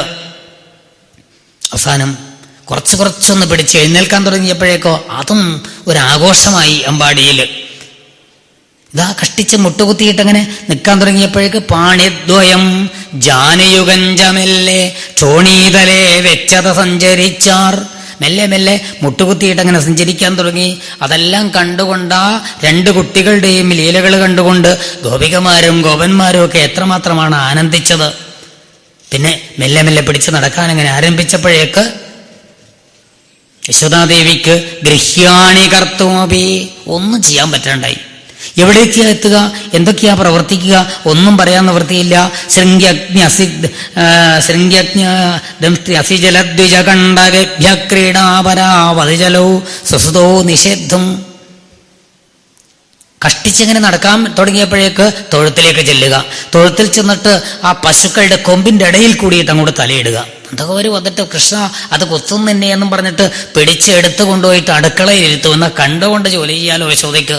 എന്തെങ്കിലും ആപത്ത് ഉണ്ടാവുന്നുണ്ടെങ്കിൽ വേഗം ചെന്ന് തടുക്കാലോ എന്ന് വെച്ചിട്ട് അപ്പോഴാണ് അഗ്നിയിൽ ചെന്നിട്ട് തീക്കൊള്ളി വലിച്ചെടുക്കുക. ആ തീയുള്ള ഭാഗം കയ്യിൽ പിടിച്ചിട്ട് ഇങ്ങനെ എടുക്കും. അത്രേ പൊള്ളും എന്നും പറഞ്ഞിട്ട് അത് പിടിച്ച് മാറ്റിവെക്കും. അപ്പോഴേക്ക് കരിക്കരിയാൻ വേണ്ടി കത്തി കൊണ്ടുവച്ചിട്ടുണ്ടാവും. ആ കത്തിയുടെ മൂർച്ചയേറിയ ഭാഗങ്ങൾ കയ്യിൽ ചുരുട്ടിപ്പിടിച്ചിട്ട് ഇങ്ങനെ എടുക്കും. യശോദ വന്നിട്ട് മെല്ലെ ആ പിഞ്ചു വിരലുകൾ ഇങ്ങനെ മാറ്റിയിട്ട് ആ കത്തി ഇതാ കൈ മുറിയും കൃഷ്ണ എന്നും പറഞ്ഞിട്ട് അത് വാങ്ങിക്കൊണ്ടുവെക്കും. ഇങ്ങനെ ഓരോരോ ലീലകളിലൂടെ ഭഗവാനിതാ താൻ ഇനി യുദ്ധക്കളത്തിൽ വെച്ചിട്ട് അർജുനന് ഒരു ഗീതോപദേശം ഭാവണ്ട്. അതിലുള്ള തത്വങ്ങളെയാ കാണിച്ചു കൊടുക്കുന്നത്. നൈനം ചിന്തന്തി ശസ്ത്രാണി നൈനം ദഹതി പാവക നൈനം ക്ലേദയന്ത്യാപോ ന ശോഷയതി മാരുത. നൈനം ചിന്തന്തി ശസ്ത്രാണി ഇതിന് ആയുധങ്ങൾ മുറിക്കില്ല. നൈനം ദഹതി പാവക അഗ്നി ഇതിനെ ദഹിപ്പിക്കില്ല. നൈനം ക്ലേദയന്തി ആപ വെള്ളം ഇതിനെ നനക്കില്ല. ഇങ്ങനെയുള്ളൊരു വസ്തുവായത് എന്ന് അർജുൻ ഉപദേശിക്കാൻ പോകുന്ന ആ ലീലകളെ, ആ തത്വങ്ങളെ ഒന്ന് കാണിച്ചു കൊടുത്തു തൻ്റെ ബാലലീലകളിലൂടെ. പക്ഷെ അവിടെയും തൻ്റെ ഉണ്ണി എന്ന് വിചാരിച്ചു കൊണ്ടിരിക്കുന്ന യശോദാനന്ദന്മാർക്ക് ആ തത്വങ്ങളൊക്കെ എവിടെയാ മനസ്സിലായില്ല. പിന്നീട് അങ്ങോട്ട് ഭഗവാൻ നിശ്ചയിച്ചു തൻ്റെ ലീലകൾ ഇവിടെ മാത്രം പോരാ, മറ്റുള്ള ഗ്രഹങ്ങളിലും വേണമെന്നും വെച്ചിട്ട് മറ്റ് ഗോപികമാരുടെ ഗ്രഹങ്ങളിലേക്കും വ്യാപിപ്പിച്ചു. ആ ഗോപിക നമുക്കറിയാം, അമ്പാടിയിലെയും വൃന്ദാവനത്തിലെയും ഒക്കെ ഗോപികമാര് പശുക്കളെ കറക്കുക, പാലും വെണ്ണയും മോരും ഒക്കെ ആക്കിയിട്ട് വിൽക്കുക, എന്നിട്ടാ ജീവിക്കുക. അവരിതാ വൈകുന്നേരം ആകുമ്പോഴേക്ക് തൊഴുത്തില് പശുവിനെ കുടിപ്പിച്ച് കുട്ടികളെ മാറ്റി കെട്ടിയിട്ടുണ്ടാവും. രാവിലെ കറന്നിട്ട് പാല് വിൽക്കണ്ടേ എന്നും വെച്ചിട്ട് അവിടെ എത്തിയിട്ടോ ആരും കാണാണ്ട് അവിടെ എത്തി. വത്സൻമുഞ്ചൻ ക്വചിത സമയേ ചില സമയത്ത് ആ പശുക്കുട്ടികളെയും അഴിച്ചുവിടും. രാവിലെ കറക്കാൻ വേണ്ടി വരുമ്പോഴേക്ക് ഒരു തുള്ളി പാലുണ്ടാവില്ല, മുട്ടി കുടിച്ച് സുഖമായിട്ട് ഇങ്ങനെ കിടക്കുന്നുണ്ടാവും. ഇതാരാ ചെയ്തത് എന്ന് ചോദിക്കുമ്പോഴേക്ക് കൈകൊട്ടി ചിരിച്ചുകൊണ്ട് അവിടെ നിന്ന് ഓടിപ്പോവും. പിന്നെ ഭഗവാൻ നിശ്ചയിച്ചു, സ്ഥേയം സ്വാദോ, തനിക്ക് കട്ട് തിന്നലാണ് ഇഷ്ടം. ഗോപികുമാർ ചോദിക്കും, ഓരോ ഗൃഹത്തിലും ചെന്നാൽ, കൃഷ്ണ പാല് വേണോ വെണ്ണ വേണോ? നല്ല പാലും വെണ്ണയും നിനക്ക് വേണ്ടി ഉണ്ടാക്കി വെച്ചിട്ടുണ്ട്. ഇപ്പൊ കൃഷ്ണൻ പറയും, വേണ്ട വേണ്ട, ഒരു തുള്ളി വേണ്ട. കാരണം ഒരു ലേശം പോലും ഇവിടെ സ്ഥലമില്ല എന്ന് പറഞ്ഞിട്ട് ആ കുഞ്ഞു വയറുകൾ ഇങ്ങനെ കൊട്ടി കാണിച്ചു കൊടുക്കുക. ഇതൊന്നും സ്ഥലമില്ല, യശോദാമ്മ ധാരാളം തന്നിട്ടാണ് ഇങ്ങോട്ട് അയച്ചത്. എന്നാൽ അവര് ആ പാലും വെണ്ണയും ഒക്കെ പാത്രത്തിലാക്കിയിട്ട് ഉറികളിൽ തൂക്കിയിട്ടാണല്ലോ വെക്കുക. ഇന്നിപ്പോൾ ഉറികളൊന്നും കാണാനുള്ള ഭാഗ്യം നമുക്കോ നമ്മുടെ കുട്ടികൾക്കോ ഇല്ല. അങ്ങനെയൊന്നും ഇല്ല ഇപ്പോഴേ. ഇപ്പൊ ഒരു ഫ്രിഡ്ജ് എന്ന് പറഞ്ഞൊരു രേഷാകൃതിയുണ്ട്, അതിലെല്ലാം കൊണ്ടുവെക്കുക. ഏതായാലും ആ ഉറിയിലാക്കിയിട്ട് ഇങ്ങനെ തൂക്കി വെച്ച് കുളിക്കാനോ മറ്റെന്തെങ്കിലും കാര്യത്തിന് വേണ്ടി പോയ സമയത്ത് സ്ഥേയം സ്വാദോ, കട്ട് തിന്നണം, അതാ ഒരു നല്ലതേ എന്നും വെച്ചിട്ട് തന്റെ കുട്ടികളെയും കൊണ്ടുവന്നിട്ട് ഗോപാലബാലന്മാരോട് കൂടി ആ ഉറിയുടെ ചുവട്ടിൽ നിൽക്കും. ഇത് എത്തില്ല ആർക്ക്? 14 രോഗങ്ങളും 2 അടി കൊണ്ട് അടന്നിരിക്കുന്ന ആ ഭഗവാന് ആ ബാലലീലകളുണ്ടല്ലോ, ആ കുട്ടിയായിട്ടുള്ള അഭിനയം അസ്സലാവും. ആ നോക്കിക്കൊണ്ടിങ്ങനെ നിൽക്കും. ശ്രീരാമാവേ, ഇതെനിക്ക് എത്തുന്നില്ലല്ലോ, പീഠം കൊണ്ടുവരൂ. പീഠം കൊണ്ടുവന്നു. പീഠത്തിൽ കയറി നോക്കുമ്പോഴും എത്തില്ല. പറയും ശ്രീരാമാവനോട്, താനെന്ന് ഇതിന്റെ മുകളിൽ കയറി നിൽക്കൂ. കയറി.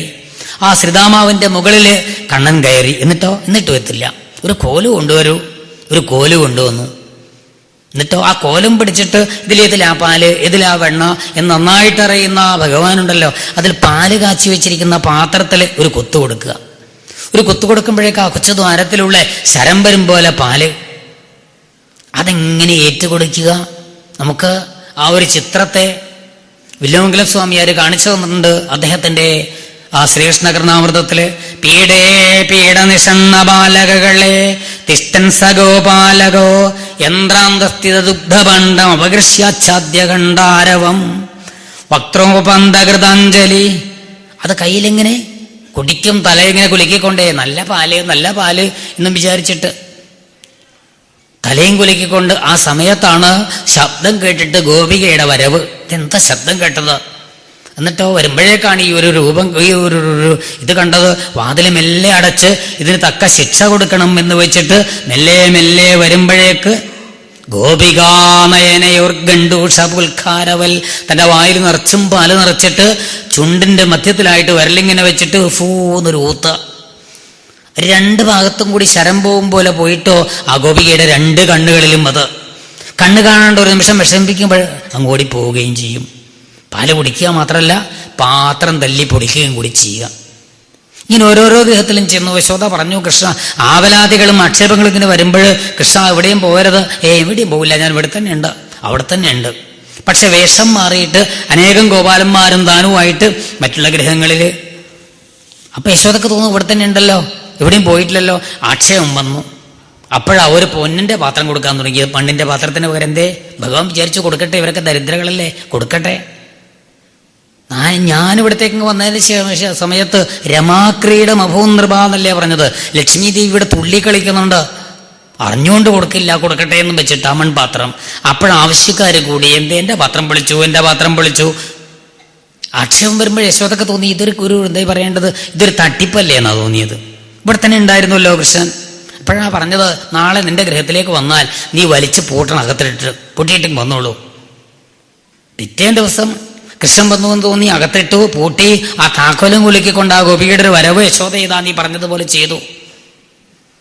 നമുക്ക് ആരാ ഇത് പറഞ്ഞത്? അതും വില്വമംഗലം സ്വാമികാരാ പറഞ്ഞു തന്നത്. അന്തർഗ്രഹേ കൃഷ്ണമവേക്ഷ്യചോരം ബദ്ധ്വാ കവാടം ജനനിംഗദാസ. പൂട്ടിങ് വന്നപ്പോഴേക്ക് യശോദ ചിരിച്ചു.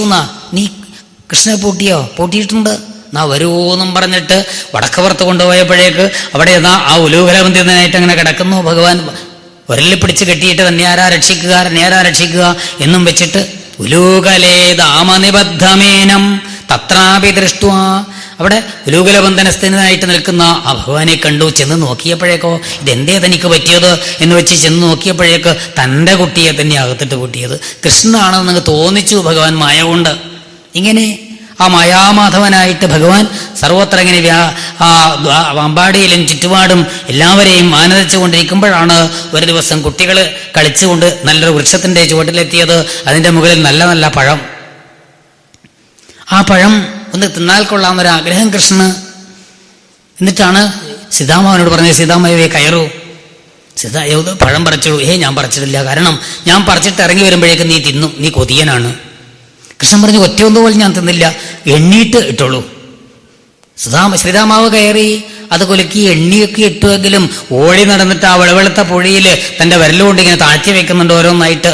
ശ്രീതാമാവ് ഇറങ്ങി വന്നിട്ടാകുമ്പോഴാ ഒരു 10 പഴം. 10ഒന്നും അല്ലല്ലോ പറിച്ചത്. ഞാൻ തിന്നിട്ടില്ല. അപ്പോഴാ നിശ്ചയിച്ചത് കൃഷ്ണന് ഇന്ന് തല്ലുകൊള്ളിക്കണമെന്നും പറഞ്ഞിട്ട് കൃഷ്ണോ മൃതം ഭക്ഷിതവാൻ, ഈ കൃഷ്ണൻ ഇന്ന് മണ്ണ് വാരി തിന്നു. യശോദയോ ഓടി വന്നു എന്നിട്ട് ചോദിച്ചു, കൃഷ്ണ നീ മണ്ണ് തിന്നുവോ? ഞാൻ മണ്ണ് തിന്നിട്ടില്ല, വെറുതെ ഇവര് പറയുകയാണ് കളവ്. രാമനെടുത്ത് നോക്കുന്നുണ്ട്. രാമനോട് ചോദിച്ചാ സത്യം പറയല്ലോ. ബലരാമനോട് ചോദിച്ചു, രാമ തിന്നുവോ കൃഷ്ണൻ മണ്ണ്? അദ്ദേഹം ആകെപ്പാടെ കുഴപ്പമായി. എന്തേ, എങ്ങനെയാ തിന്നില്ല എന്ന് പറയുക? പ്രളയകാലത്ത് ചിതി തോയാതി സമസ്ത ഭക്ഷിണ, ഈ ഭൂമിയിലുള്ള സകലതും തിന്നാളാ ഈ മൂല നിൽക്കുന്നത്. മണ്ണ് തിന്നില്ല എന്ന് പറഞ്ഞാൽ അത് കളവാവില്ലേ? അദ്ദേഹം ഒന്ന് മുക്കും മുഴുവൊക്കെ ചെയ്തു, തിന്നു എന്ന് യശോദ തോന്നി. എന്നിട്ട് വായ തുറക്കാൻ പറഞ്ഞു. വായ തുറന്നപ്പോഴേക്കും നേരത്തെ കണ്ടതുപോലെ അതിനേക്കാളേറെ ഗംഭീരമായിട്ട് ഉള്ള കാഴ്ചകളാണ്. സാധത്തദർശേ വിശ്വം ജഗൽസ്ഥാസു ചരിഷ്ണുജ, എല്ലാം കണ്ടു. അവസാനം തൻ്റെ അമ്പാടിയിൽ തൻ്റെ ഗൃഹം വായയെ നോക്കിക്കൊണ്ടിരിക്കുന്നു. തന്നെയും കൂടി കണ്ടപ്പോഴേക്ക് തലചുറ്റി താൻ മറിഞ്ഞ് വീഴും എന്നായപ്പോഴേക്ക് അമ്മ വീഴും ഇത് കണ്ടിട്ട് സ്തനമംബാദിശ, അമ്മയെ എനിക്ക് മുലപ്പാല് തരൂ എന്നിങ്ങനെ. അത് കേട്ടപ്പോഴേക്കോ അമ്മയ്ക്കെല്ലാം മറന്ന് തൻ്റെ ഉണ്ണിയെന്നും വെച്ചിട്ട് എടുത്ത് മടിയിൽ വെച്ചുകൊണ്ട് അങ്ങനെ ഇരുന്നപ്പോഴേക്ക് ശ്രീശുഖബ്രഹ്മർഷി കാണിച്ചു കൊടുത്തു പരീക്ഷത്തെ എന്ന് നോക്കൂ, എന്തൊരു കാഴ്ചയാണ് നമ്മൾ കാണുന്നത്. ത്രയ്യാചോപനിഷദ്ഭിശ്ച സാഖ്യയോഗൈശ്ച സത്വതൈ ഉപഗീയമാനമാഹാത്മ്യം. ആരെയാ കെട്ടിപ്പിടിച്ചിരിക്കുന്നത്? ഇതാ വേദങ്ങളെ കൊണ്ടും ഉപനിഷത്തുകളെ കൊണ്ടും ഒക്കെ മഹർഷീശ്വരന്മാര് യമം ആസനം പ്രാണായാമം പ്രത്യാഹാരം ധാരണ ധ്യാനം സമാധി ഇതെല്ലാം കൊണ്ട് തൻ്റെ മനസ്സിൽ ഒരു നിമിഷം കെട്ടി ഉറപ്പിച്ചാൽ കൊള്ളാം എന്ന് വെച്ചിട്ടും സാധിക്കാത്ത ആ പരബ്രഹ്മസ്വരൂപിയാണ് അമ്മ. ഇതാ തൻ്റെ മകൻ എന്ന് വെച്ചിട്ട് കെട്ടിപ്പിടിച്ച് ആലോചിച്ചുകൊണ്ട് ആലിംഗനം ചെയ്തുകൊണ്ടിരിക്കുന്നത്. ആ യശോദാദേവിയുടെ ഭാഗ്യത്തെക്കുറിച്ച് എന്തേ പറയേണ്ടത്?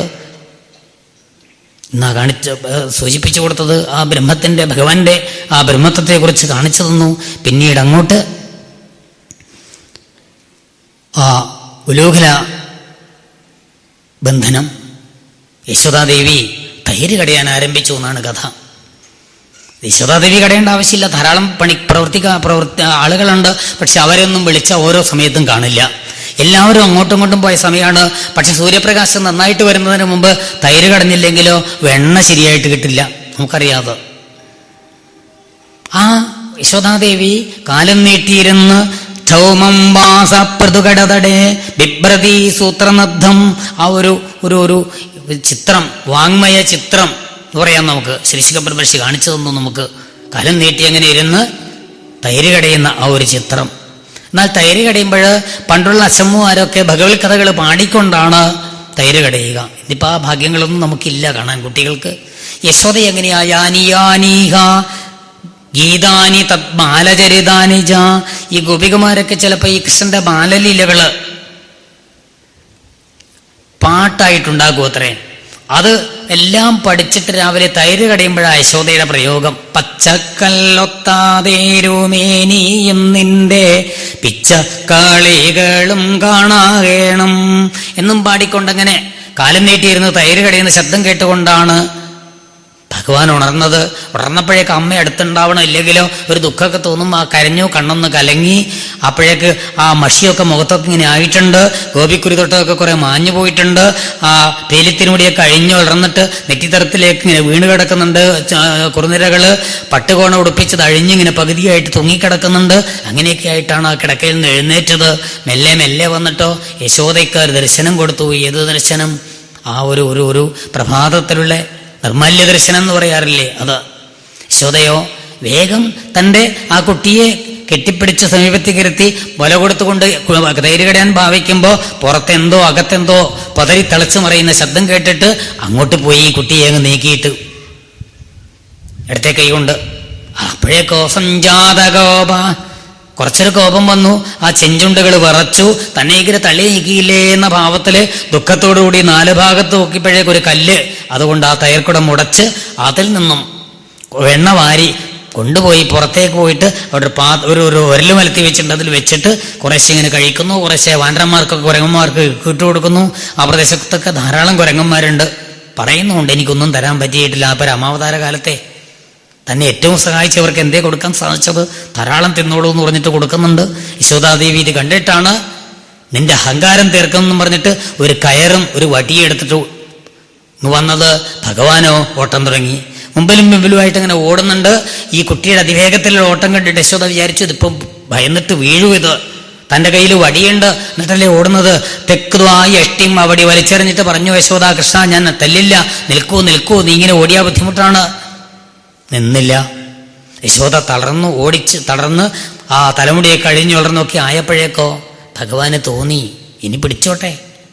ഭഗവാന് തോന്നിയപ്പോഴേക്ക് പിടിക്കാൻ പറ്റി. പിടിച്ചു വലിച്ചു കൊണ്ടുവന്ന് ഒരലിന്റെ സമീപത്ത് വെച്ചിട്ട് കെട്ടാൻ നോക്കുമ്പോഴോ ആ കയറ് ദ്യങ്കുലോനമ പോൽ 2 വിരലിന്റെ കുറവ്.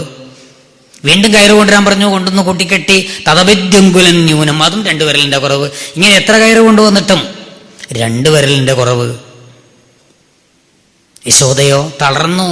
ചുറ്റുപാട് നിൽക്കുന്ന ഗോപികമാരൊക്കെ പറയുന്നുണ്ട്, യശോദേ നിനക്ക് കുട്ടിയെ കെട്ടാൻ പോലും അറിയില്ലേ, പിന്നെ എങ്ങനെയാ നീ പശുവിനെ കെട്ടുക, എങ്ങനെയാ നീ ജീവിക്കുക എന്നൊക്കെ പറഞ്ഞ് പരിഹസിക്കുമ്പോൾ ഭഗവാന് തോന്നി തൻ്റെ അമ്മീത പാളുടെ ഇടയിൽ വെച്ചിട്ട് പരിഹസിക്കപ്പെടും, അത് കെട്ടിക്കോട്ടെ. അപ്പോഴേക്ക് പിടിച്ച് കെട്ടാൻ പറ്റി. ആ ആദ്യത്തെ കയറ് കൊണ്ട് തന്നെ പിടിച്ച് കെട്ടി. അവിടെ കിടക്കൂന്നും പറഞ്ഞിട്ട് അങ്ങ് പോവുകയും ചെയ്തു. ആരെയാ കെട്ടാൻ നോക്കിയത്, എങ്ങനെയുള്ള ആളായത് ഇല്ലേ? സർവത്ര നിറഞ്ഞിരിക്കുന്ന ഇല്ലേ ആ ഭഗവാനെയാണ് യശോദാദേവി എൻ്റേത് എന്ന ആ തോന്നൽ കൊണ്ട് പിടിച്ച് കെട്ടിയത്, പിടിച്ച് കെട്ടാൻ നോക്കിയത്. അപ്പോഴേക്കോ ദ്യങ്കുലോനമഭൂൽ, 2 വിരലിന്റെ കുറവ്. അത് 1.25 1.5 ആയിട്ടില്ല, കൃത്യം 2. അവിടെയൊക്കെ നമുക്ക് കാണിക്കുന്ന തത്വങ്ങൾ 2 കാര്യങ്ങൾ എപ്പോഴും പ്രത്യേകിച്ച് ശ്രദ്ധിക്കേണ്ടതായിട്ടുണ്ട്. ദ്വന്ദ്വങ്ങൾ, അതാണ് നമ്മളെ ബുദ്ധിമുട്ടിച്ചു കൊണ്ടിരിക്കുന്ന ഈ ലോകത്തിൽ. സുഖം, ദുഃഖം, ചൂട്, തണുപ്പ്, ഞാൻ, എൻ്റേത്. ഏറ്റവും നമ്മളെ ബുദ്ധിമുട്ടിച്ചു കൊണ്ടിരിക്കുന്നത് ഈ ഞാനെന്നും എൻ്റേത് എന്നുമുള്ള ഭാവമാണ്. യശോദക്ക് തോന്നിയിരുന്നു ഞാനിവൻ്റെ അമ്മയാണ്, ഇത് മകനാണ്.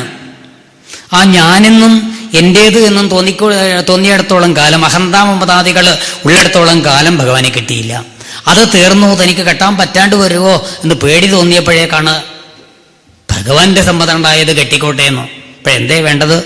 ദ്വന്ദ്വങ്ങൾ ഇല്ലാതാവണം. അതായത് പ്രത്യേകിച്ചും ഞാനെന്നും എൻ്റേതും എന്നുള്ള അഹന്താമതാദികൾ ഇല്ലാതാവണം. ഭഗവാന്റെ കാരുണ്യവും ഉണ്ടാവണം. ഇത് കുറെ കാലമായില്ലേ ഭാഗവതത്തിൽ ഇരിക്കുന്നത്, ഇനി കുറച്ച് ഭക്തി ഉണ്ടായിക്കോട്ടെ എന്ന് ഭഗവാൻ വിചാരിക്കണം. ഈ അഹന്ത മമതാദികള് ഞാൻ എൻ്റെ ഇല്ലേ എത്രമാത്രം മനുഷ്യനെ അധപ്പതിപ്പിക്കുന്നു, നശിപ്പിക്കുന്നു. ഭാരതം വായിച്ചു നോക്കിയ ആൾക്കറിയാം, അതിൽ പ്രധാനമായിട്ട് 2 വിഭാഗക്കാരാ ഉള്ളത്. ഒന്ന് ജയിച്ചവര് പാണ്ഡവര്, മറ്റൊന്നോ മരിച്ചവര് കൗരവര്. എന്നാൽ ഇതിൽ 2ലും പെടാത്ത ഒരു ജീവനുണ്ട്. ആരാത്? ധൃതരാഷ്ട്ര മഹാരാജാവ്. അദ്ദേഹം ജയിച്ചു ചോദിച്ചാൽ ജയിച്ചില്ല, മരിച്ചു ചോദിച്ചാൽ മരിച്ചതുമില്ല. എന്തേ കാരണം? മാമകത്വം. ഭഗവത്ഗീത ആരംഭിക്കുന്നത് തന്നെ ഈ കുരുടന്റെ ഇല്ലേ മാമക പാണ്ഡവാശ്ചൈവ കിമകുർവത സഞ്ജയ. ആ എൻ്റെ മക്കളും ആ പാണ്ഡവന്മാരും എന്തേ ചെയ്തത് ഇല്ലേ? ഈ മാമകത്വം, എൻ്റേത് എന്ന ഭാവം അദ്ദേഹത്തെ എത്രമാത്രം അധപ്പതിപ്പിച്ചു, നശിപ്പിച്ചു എന്ന് ഭാരതം വായിച്ച ആൾക്കറിയാം ഇല്ലേ? ഭാരതയുദ്ധം വന്നു, എല്ലാം നശിച്ചു, മക്കള് പോയി, രാജ്യം പോയി, എല്ലാം പോയിട്ട് പാണ്ഡവന്മാരെ ആശ്രയിച്ച് കഴിയുമ്പോൾ അദ്ദേഹത്തിന് തോന്നി തനിക്കനി അധികം ഇവിടെ ജീവിക്കണം എന്നില്ല. എന്നിട്ടാ പറഞ്ഞത്, ധർമ്മപുത്ര മഹാരാജാവിനെ വിളിച്ചിട്ട്, യുധിഷ്ഠിരാ എനിക്ക് 10 പൈസ കുറച്ച് പണം തരുമോ? എന്തിനാ അത്? അതോ ദുര്യോധനാദികൾക്ക് ഒരു കർമ്മവും ചെയ്യാൻ എനിക്ക് പറ്റിയിട്ടില്ല, അതുകൊണ്ട് അവരെ മരണാനന്തര കർമ്മം ചെയ്യാൻ വേണ്ടിയിട്ട് കുറച്ച് പണം തരുമോ? ദാനങ്ങളോ ധർമ്മങ്ങളോ ഒക്കെ ചെയ്യണ്ടേ. ആരാ അത്?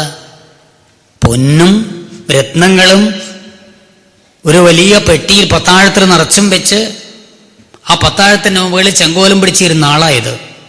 എന്നിട്ടിപ്പോൾ എന്തായി? എൻ്റേത് എന്ന് വെച്ചിട്ട് അധപ്പതിച്ച് നശിച്ച് ഇല്ലേ? ഇതാണ് ഈ അഹന്താമമതാദികൾ നമ്മുടെ ഉള്ളിലുണ്ടായാൽ അതെന്നാണോ നീങ്ങുന്നത് അന്ന് മാത്രമാണ് നമുക്ക് ഭഗവാനെ കിട്ടുക എന്ന ഒരു വലിയ കാര്യം ചെറുതായിട്ട് പറയാനേ നമുക്ക് പറ്റുള്ളൂ. കാരണം വാച്ച് അതിങ്ങനെ ഇടക്കിടക്ക് ബുദ്ധിമുട്ടാക്കിക്കൊണ്ടിരിക്കുന്നുണ്ട്. വലിയ വലിയ കാര്യങ്ങൾ ചെറുതായിട്ട് സൂചിപ്പിച്ചു പോവുക. ഇതാണ് ഏതായാലും ആ അഹന്താമമതാദികളുടെ ദോഷത്തെക്കുറിച്ചിട്ട് അവിടെ കാണിച്ചു തന്നു. ശോതാദേവിക്ക് കെട്ടാൻ പറ്റി പിടിച്ച് കെട്ടിയിട്ട് അകത്തേക്ക് പോയപ്പോഴേക്കാണ് ആനയായിട്ട് കളിച്ചു കുട്ടികളെ മുമ്പിൽ. കുട്ടികൾ വന്നു, കൃഷ്ണ എന്തിനാ ഇങ്ങനെ ഓരോ തോന്നിയാസം കളിക്കുന്നിട്ടില്ലേ നിന്നെ കെട്ടിയത്? കളിക്കാൻ ആനയായിട്ട് കളിക്കാം എന്നായി. എന്നിട്ടാണ് ആ നളഗോപുര മണിഗ്രീവന്മാർക്ക് മോക്ഷം കൊടുത്ത് അവർ പ്രാർത്ഥിച്ചത്. രണ്ടുപേരും നളഗോപുരന്റെയും മണിഗ്രീവന്റെയും രൂപത്തിൽ അവിടെ വന്നു നിന്നിട്ട് വാണീ ഗുണാനുകഥനേ ശ്രവണോ കഥായാം, ഇതാ ഞങ്ങളുടെ ഇന്ദ്രിയങ്ങൾ അവിടുത്തെ പാദത്തിൽ സമർപ്പിക്കണേ. ഇല്ലേ, വാക്ക് അവിടുത്തെ കഥകളെ പാടാനും ചെവികൾ അവിടുത്തെ കഥകളെ കേൾക്കാനും സകല ഇന്ദ്രിയങ്ങളും അവിടുത്തെ പാദത്തിൽ സമർപ്പിക്കാനുള്ള ഭാഗ്യം ഞങ്ങൾക്ക് ഉണ്ടാക്കി തരണേ എന്ന് പറഞ്ഞ് അനുഗ്രഹിച്ചത്.